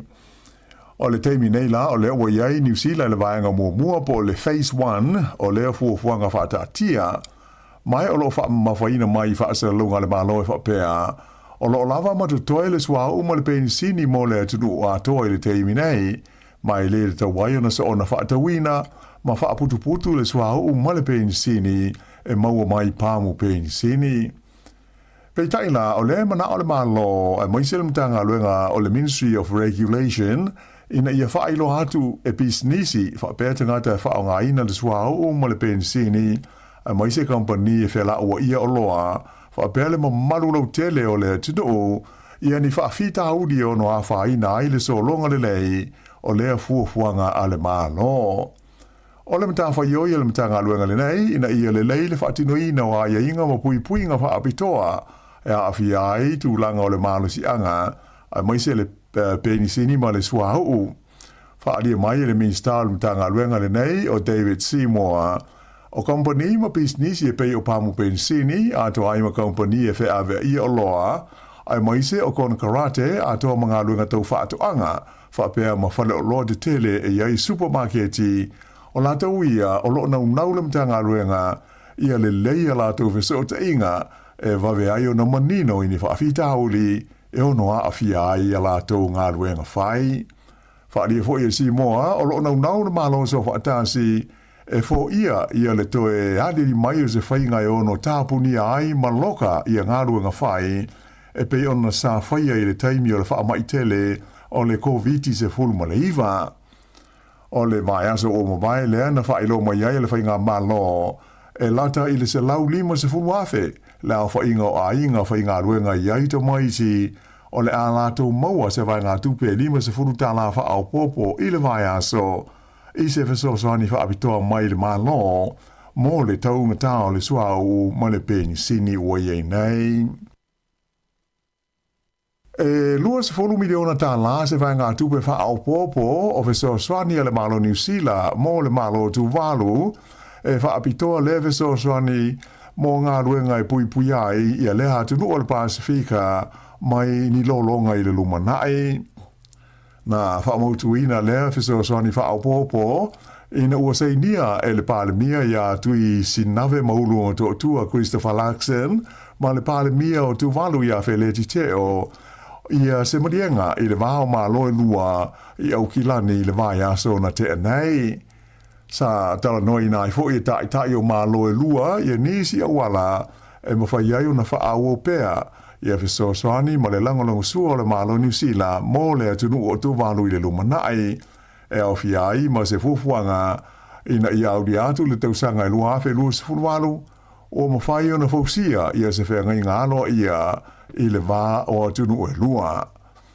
O le whesosani wha apopo mō le ngā ruenga le pui ia o lau whanua o Tuvalu, ua sili atu ai i le whaaluaina le au whainga whesosani masani a le malo New Zealand, ua tu inatu i a Tuvalu i le tausanga wha ale tupe o loo wha ngā solo nei,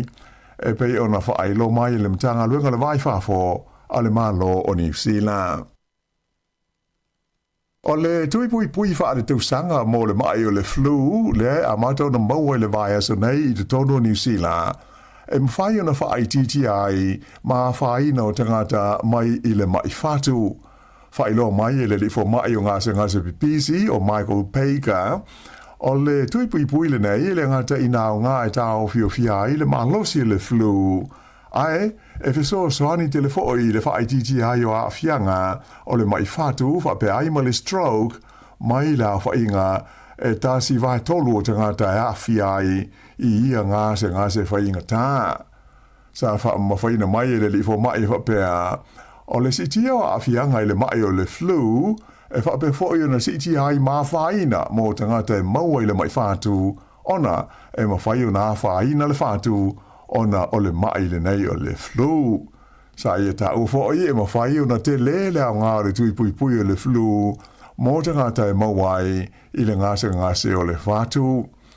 O le teimi nei e pei o na whaalia Dr. Baker, o loo whenga iai le lalolangi, ma le pipisi o le vairusi faupo o subvariants o le whaamai COVID-19 ai mō New Zealand waia, o mai tau inai se tūlanga wha te tele o le pipisi o le COVID i te tonu o le se funma le valu masina ua tua na i tu nei.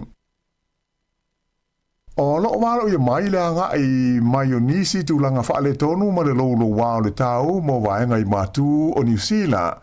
ua so o ia tūlanga wha le tonu ma ti munga mamafa, a toa fo i malolonga ia na awhi aile tu malo Northland i le vai aso ua mawai. Ua tu ina mai eise la pata inga a le pūlenga i le Far North Council mo tangata ina nofua i le vaenga o le tuna o ina ia whaai tete taruai o le tele o ele malau whanua i lea i tū o le motu i mātū o te le ina susu matu langa whaale tonu ona o winga le manui o le tau le vai aso ua mawai. Ona po sa wha mamaluina mai ai le patainga mai le ofisa o le Met Service mo ti munga mamawhai a fiai au kilani, ai wha pēr le tu mano le Waikato wha aso solo i whai i tau pō, wha pēr ma tau marunui i le so. Ua whautu i nai tangata le no whai ia vaenga o Nisila, ina ia sila i li pōti o le tau mai le ofisa o le tau, le Met Service, wha pēr ma le pūlenga o wala o whela o inga, le NZTA, ina sila fia le iai wha amtalanga uma, e tusa o la pata inga ma le tūlanga le tau o na whautangia a wale saonga le mū lau tele. Ua fola mai e le taitai o le pātia le New Zealand First, ia wawasa mana i o Winston Peters, ia le wha moe o le fo i vaenga wha upwhai,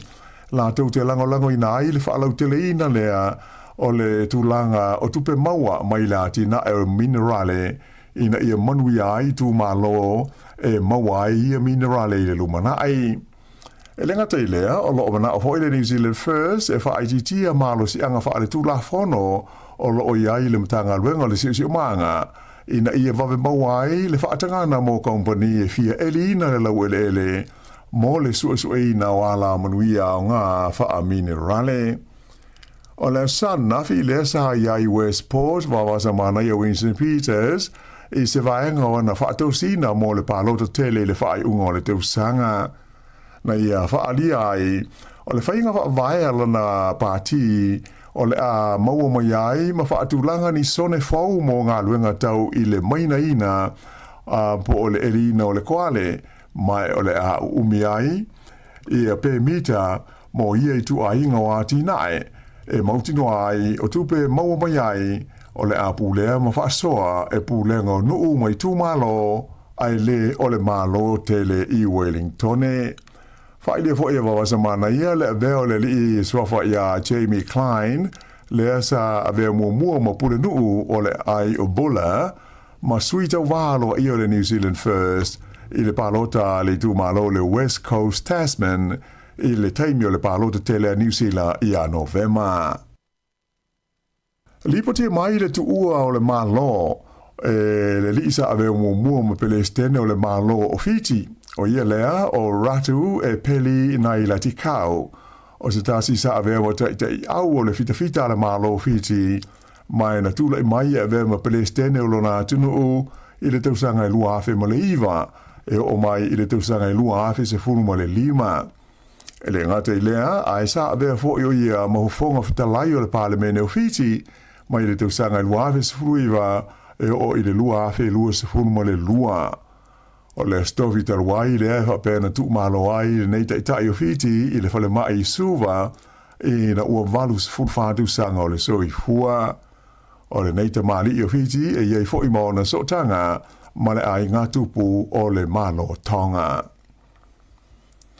E to tele te ngata sa tau fia leo i le whaingola vai aso i le taimi o le whaalinga o ta vale le beach hop i le pitonuu o whangamata i le whaingola vai aso whaatusa lea i isi te usanga ua mawai.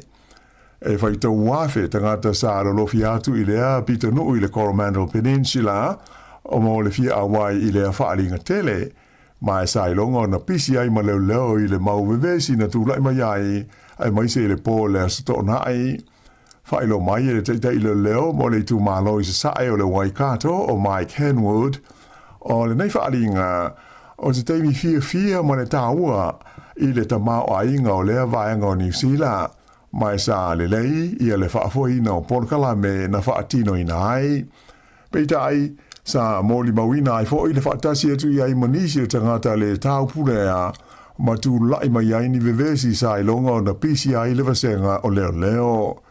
Ta ua ele li tai leo e to tolu se folu tangata na tau fia ai ona oni misa mani fusuanga ai maise oni amionga le pulea i no fuanga faitele ai ese ai istangata to fa se folu maunu tupu sa fai i ai morianga ai mafua i le ona na. Ta ua fo i mai Henwood o se tau sanga ese le nei le to tele tangata na tau fia ai leo i le taimi o lea whaalinga.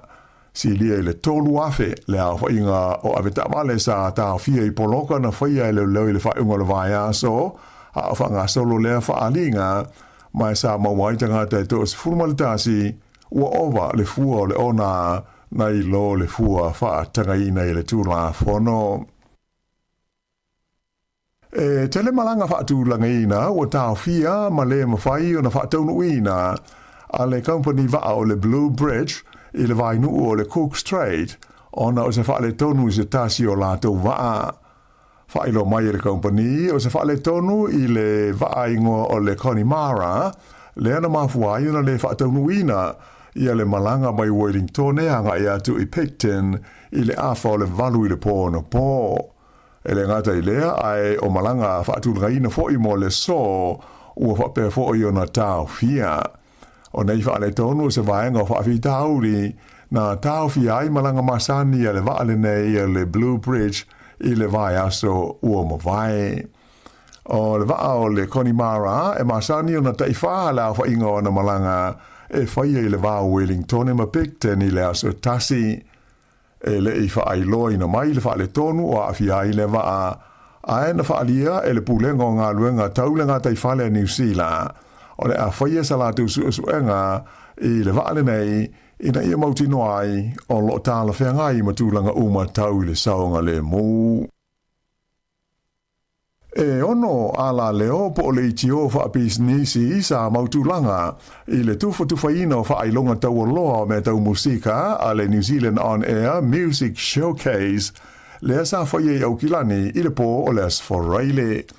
O ia le itio uma e sidi atu I le 2% o musika sa whaonga ina I ala tu whaasaralonga I le tausanga atoa. O musika atangata ma au pese a New Zealand. Mai au pito I maa urunga ai fwai numela mo le walis whaasaralaua le Pasifika o le New FM le sa whaamawina I le 5.3% o pese ma musika uma na whaonga ina I ana whaasaralonga o musika a New Zealand. Na si itia la whainga o pese o musika New Zealand whaonga ina le New FM mai le 5.2% sa ia I le luafe 2.4 anga ifo I le 5.3% mo le tausanga na tua na ia tunei luafe 2.5. O le leitio le nei le New FM e pe ona sila fia o se vaenga o le ala leo le Pasifika lea e tau o le Pacific Media Network e whaamautu I Manukau ma e whaapitoala na au nanga I tūpulanga talawau Pasifika na whana nau maola ai le tonu o New Zealand. Whailo mai le whaururunga o Port Kalamea le New FM o Susana Kudenbiel o se mitamitanga I le lata wala leo le whaongaina o se vaenga te leo pese ma musika a tangata ma au fwoi pese o New Zealand I ana whaasaralonga I aso te tasi. O isi le tio sa mau whaailonga ai lea po I whaailonga tau musika a le New Zealand On Air e awhi ai I a la leo tolu o le Bay Rock ia e whaamautu uma I le Bay of Plenty whapea ia le tio ingo o le CFM e whaamautu I le tu malo o le Coromandel ma le ala leo tele o le Radio Hauraki. E kirikiti whaanawao malo I le vahenga o ta maitai na manu malo le awa Awhilika I saute I le White Ferns a New Zealand I le la ta'alonga mua o le series I le vahenga e tasi aso po ODIs na whaia I le Hagley Oval I Christchurch I le San Rafi. Sa tuli ai Awhilika I saute ai e lua se lau no iwa o New Zealand mai o le polo muli lava o le ta'alonga na tai na il te maitai ngo I a Kayla Reynolds I ai ono ma malo ai Awhilika I saute I lea ta'alonga mata ina. O lona lua o ta'alonga I le vao o lua mo le series le nei e whaia lei le Basin Reserve I Wellington I lea so lulu. O le taulelea ingo I a Ben Richards mai le nua Wanaka I le motu I saute o se umpini I le vaenga o li I le ta'alonga whaase I le aisa I le tauvanga o le Free Ride World Tour na whaia I Switzerland I le whaeunga le vai aso. O Richards e luas furono te usanga le mutua na tau wā ma le li Amerika ingo I a Toby Rafford lea na tūlanga mua i lea ta sanga ma manu malo ai o ia le se upini o le lalolangi i lea fo i vaenga o whaase enga i le kiona. Ua tu mau i le tūlanga mua ia le au la kapi a le hurricanes i le whaase longa o au o le tamu sanga o la kapi supa le Pasifika e pei ona whaanga solo ai le teimi nei. Ina ua malo i la tau i le ta'alonga ma le Reds a Queen Selani o ai o le ta'alonga i le lau mua i le fiafio la stonai e lima se fulua le Hurricanes i le se fulu ma le wha le Reds. Ta le malolonga o rua se fulu wha le Hurricanes ai se fulu wha le Reds. Mai tolu si koa na mawaia le wingi sawa le li o fehi fune hanang nofo.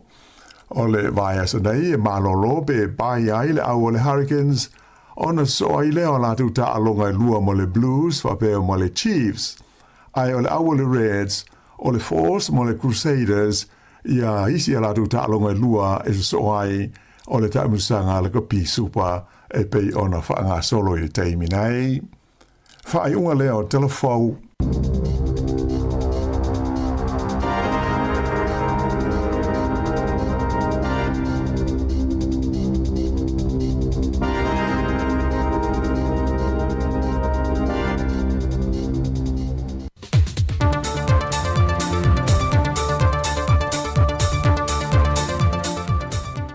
O le vi inga ma le whaafitai le tue na wa mori mailo tō soi fua mo le tātu wola nei foi amtanga le vai aso fau e wha wawina tiu te mga ruenga masani. E o telefou foi nei mai Sāmoa o se bai le whaafonga. O whaalia tunga le wale ofisa restala le whaamsinonga o whanua maswafa o na ua maita wina le te leo pepa sao wha i tau au i nātu i le whaatino ino le restala o swafa matai o loo iai le ese ngai swafa tau le lea o loo whaamawina i pepa sao whai, ma le swafa o loo i lunga o pepa wha le tūla whono i pei o pepa whanau, o tusi wholau, po isi pepa whaamau nia e whaamawina i wha le tūla whono i ngō tau lea lea. Wa whaamanino le pepa o whaamtalanga mai le restalo o whaamsinonga o whanua swafa, le whionga le ofisa sili pa le i John Time le langi a whele. E te tau i ainga o mama i la tua wha e ina swafa o le whaamali e ina vaenga le tūla whono, e so se pepa sao whai e tau au i nātu le ofisa i morinou i le whaatino ino le restala o swafa matai. E te tau o le whaapipi i ai ma le kopi o le pepa whanau, o le kopi o le tusi wholau po se isi pepa whaamaunia, o loo whaamawina ai wha le tūla whono le swafa tau le lea o le ua whae ina Yesu swafa matai. Ma ua whaalau i loa whaalau i tele fo i le atunu,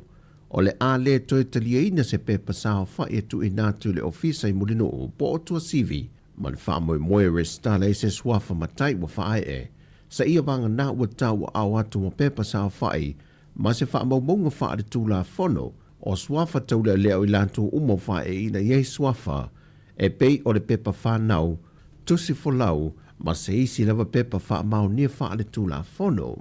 Wha le fo i papali, ia mauti no o lo tutusa le ngota o le lea, ma le whai o lo wha tumu nai le pepa sao whai, ma le ngō lo wha mawina i pepa wha mau nia wha le tūla whono. E o mai i le so, e le ia i lava se wha amtalanga alo ia, mai le sui whai pulo le tumalo sa whata numere lua, le whionga tu ia po a le toa, o se sui whai pulo na manu malo mai i le vaing wha upo whai le JPP,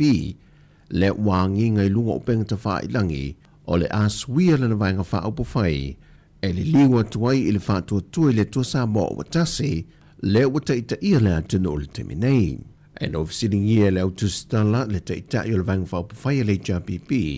le fo i wa mai e o na wha mawai mai ei leisi o na sui whai pule, ma tali tali ei le toi wha tino i no le whainga pālo talai titili tu malo vai maungu numero tolu, e na saunol ta ita i o le vainga wha upo whai.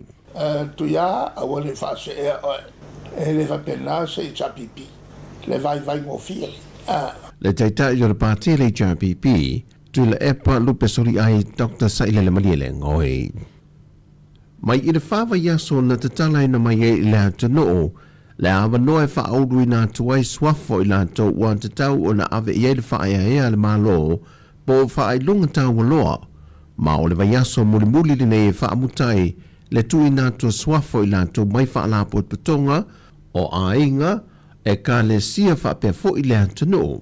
e amana ia ina ai lo lātou sao ma le tautua mo Sāmoa. Ma ua whaelo mai le te whono le fionga ngā whiri tō mai mano shame leo e se whuruma le tasi tālo sanga leo ua mai atu ina atu i te tonu. E le whāwa iaso mō muan te tala mai ei le awanoa wa fuan to te tala le awanoa mo le isi lua vai iaso le wha mai a ina le vai aso muli muli le nei e to e wha auru pe restale nai ni swafa mo i lantou wanga waa e te tau una tu ina atu iei ia wha ilonga tau loa le malo. Mai wha maumaunga o le lona fitu e neo sao ninga wha apitoa wha penei e amana ia nei tau tua ta mali o le atu no mo Sāmoa. Mau sao ninga fo i wha penei e whatino ina le teime le sao ninga o tuto o tasi o le malo Sāmoa i tau sanga te tasi e sila mai mo ai le atu no ia i lantou o le awhai e natu ia ia pine tau o loa. O le semina mua na whaalau i loa ma whaamabala mai e le ofisa o tau i o whaalau whaafose i le atu no mo i lantou na whaalea ngai na lantou meto tino le peso o le eletisi le tau sanga o mawai e fi naua nei le to te leo nisi sa awai na whaauru o lantou tālu sanga o nisi na tu i natu i ofisa o whonu whaavae o nisi sa tu i natu ile mtanga luengo tina matama itai a leo o mai lea so mua na whaia ili semina e whaamalamalama i nei vaenga o le tau au i no taui e leo whaamawina lantou tālu sanga na sau no le ofisa uru i e fwoi le tama itai pule o le whaalapot patonga le ale Salanoa Francis Brown Robena. Te leo tātou tāsanga lena o mai lava le mtanga luenga lena whaatinu ai. Ai ei nei vaenga ia pe ona o tā ua leo tu ina mai ei fina ngalo e fu ina awai mai nei. E taulan toi tilo ia le mtanga luenga. Ia whaatinu e fu iwa e te lele mātou ngā luenga fesosoani ma le ngā lue whaatasi sa whaatino mai tūtino tāwan mālo ia le ofisa wa onga. Mai se lava mtanga luenga tinata mai tā inu manga so tā. O le whamoemoenga na ia awane i whawhinga tāo na tu ina mai talusanga. E ia whawhinga ufie awale tau au ina mai ei talusanga le malo le atunu.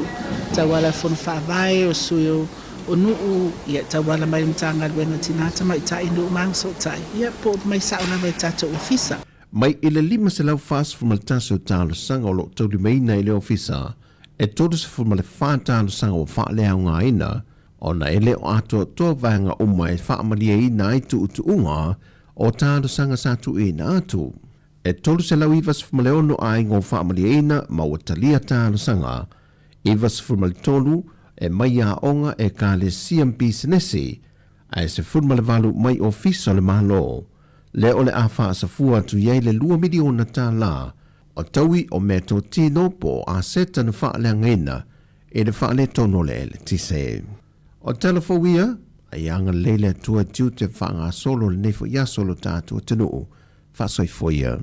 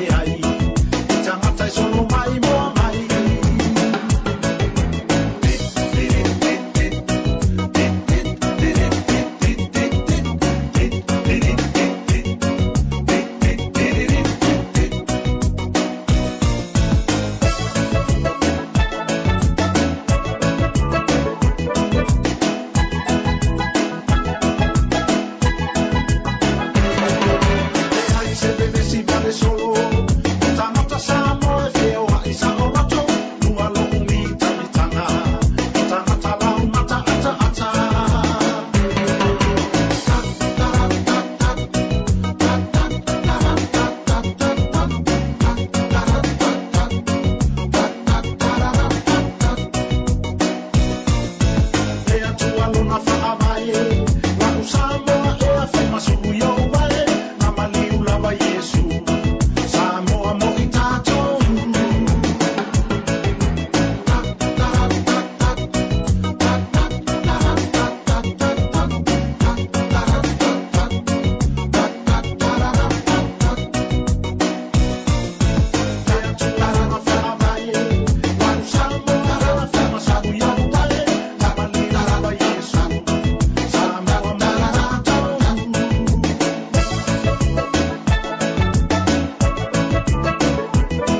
Sāmoa e mai le sunga ya misi luki sua ina wato e lua se fulu manifitu minuti na tale o le tasi ya ona tarifu leo tatu fasa longa e pe o masani ya songa fu mastofi Sāmoa le tatu fisa ila lawaya tautua mai le sunga ya tasi salam sem lungo tatu pinga tafa ilangi se pa ile tula tolu ile fia na nei na umai atu le toi fasa lawino tatu telefou malisi fonga lau mua pe ona tapine ina le fionga la wana o tilawa tala mai Sāmoa ntu mai le sunga ya tasi salam sem to molfa ponga le tula valu ile taia o taia o leo tatu e musika o le nei taimi o le auli whianga ile tinu i malolonga matau maftanga o tari ngā sua le nei taimi e a wha malosi fo i tatu o lo whianga o lo wha au peanga luenga le nei taimi e wā o le pu o le nei vai aso e a ai o i lato o lo ngā le lue pea e a malo lava le ona sa i ngā luenga o lo whianga iai i lunga le awala le vai atu i longa lava o na tūlanga mai i a pe ba ia le la le nei taimi ya lo fa malu o lo manai le tau le lo mo ne Wellington o lo to al savili ya se vanga lai nai pe awa tau to mai fo ina timu nei taimi ya tau tu na pe saunga le mo tato lo fenga salo i lunga la wala ya mafua le lo ta avale le tulanga lo yel pensini le tau tal pensini le taimi ya wa fa ya si tau tal pensini ya ai o la va nai le fu fa tau ya awalo fa ngai no lo ta avale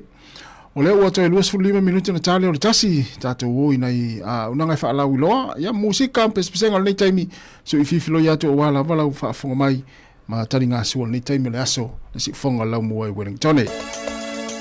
O mawhai nei ona wha atau top up al DigiSound i lunga le website le ClickX Pacific. Mawhai fo i ona lafo i lau se le ni mai cash al DigiSound i Sāmoa tonga whiti mawanu atu i le fi e na ole lima tala. E le leile rate i aso taitasi mai whai mo fie fo i ona le si tala ai oe. Asi asi le website www.clickx.com e lafo ai sau top up al DigiSound. E lafo ai fo i sau tupe le mai cash al DigiSound i Sāmoa tonga whiti mawanu atu. O li si whaamtalanga whaafsata i le o lua tasi, lima ono tolu tolu whawha. O lua tasi, lima ono tolu tolu whawha. Sekia, DigiSound.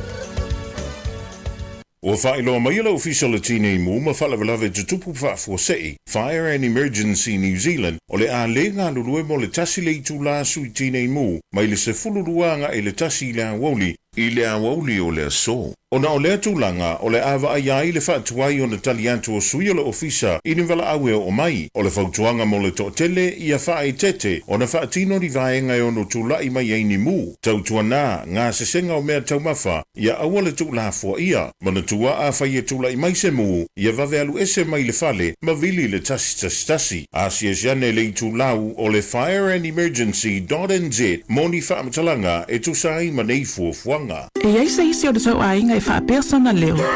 Pe whaapea foi. Whaamata e avea le tale i ma le tale maasani e tau fia ai lātou mai le whai o lātou mea maasani ai. E tatau na lātou e whai suenga o le tale a ngā i le coughtest.co.nz. Pai le suenga o le tale ma whai loa i fō mai coughtest.co.nz e le ai se tutongi. Whala au talawai e iai tūlanga la matia ma tūlanga le lei o whala au. GlaxoSmithKline, New Zealand Limited, Auckland.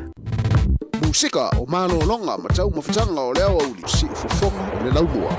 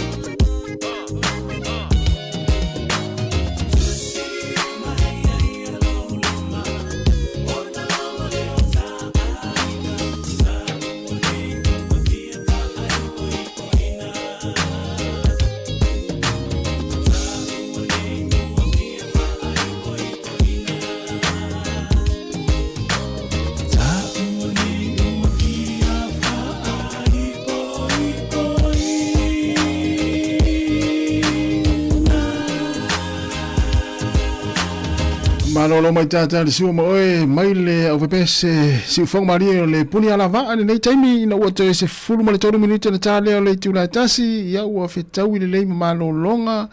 ya matari nga suo le nei taimi le tatu pese na mai le puni ala va e fai maria le uli au fa vesia Ioi, o le utatu ile songo fua i te o mpevane se vai le vato amata le vaiaso.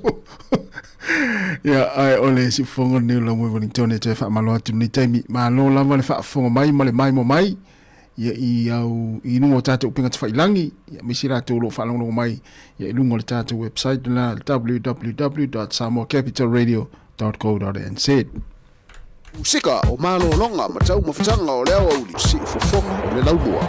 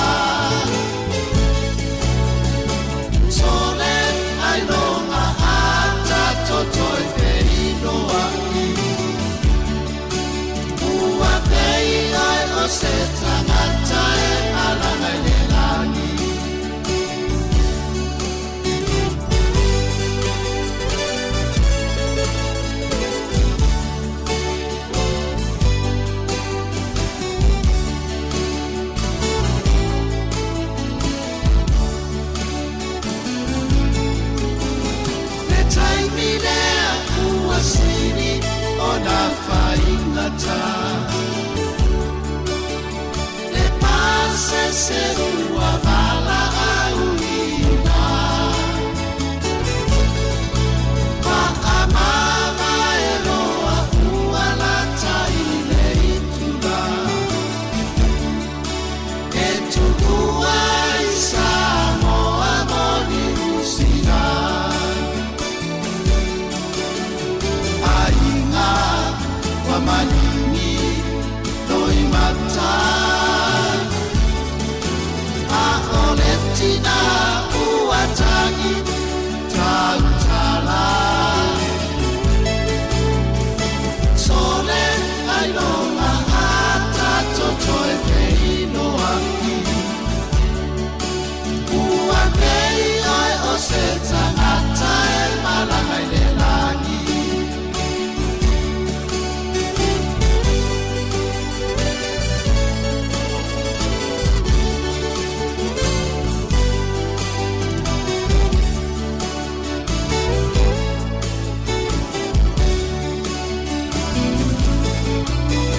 le taimilea a o savavali i le maalele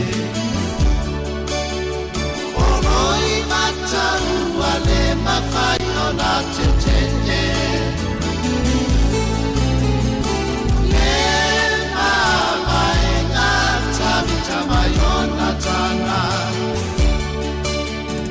o uforinga ele ngalo atu lava ainga wa malini noi mata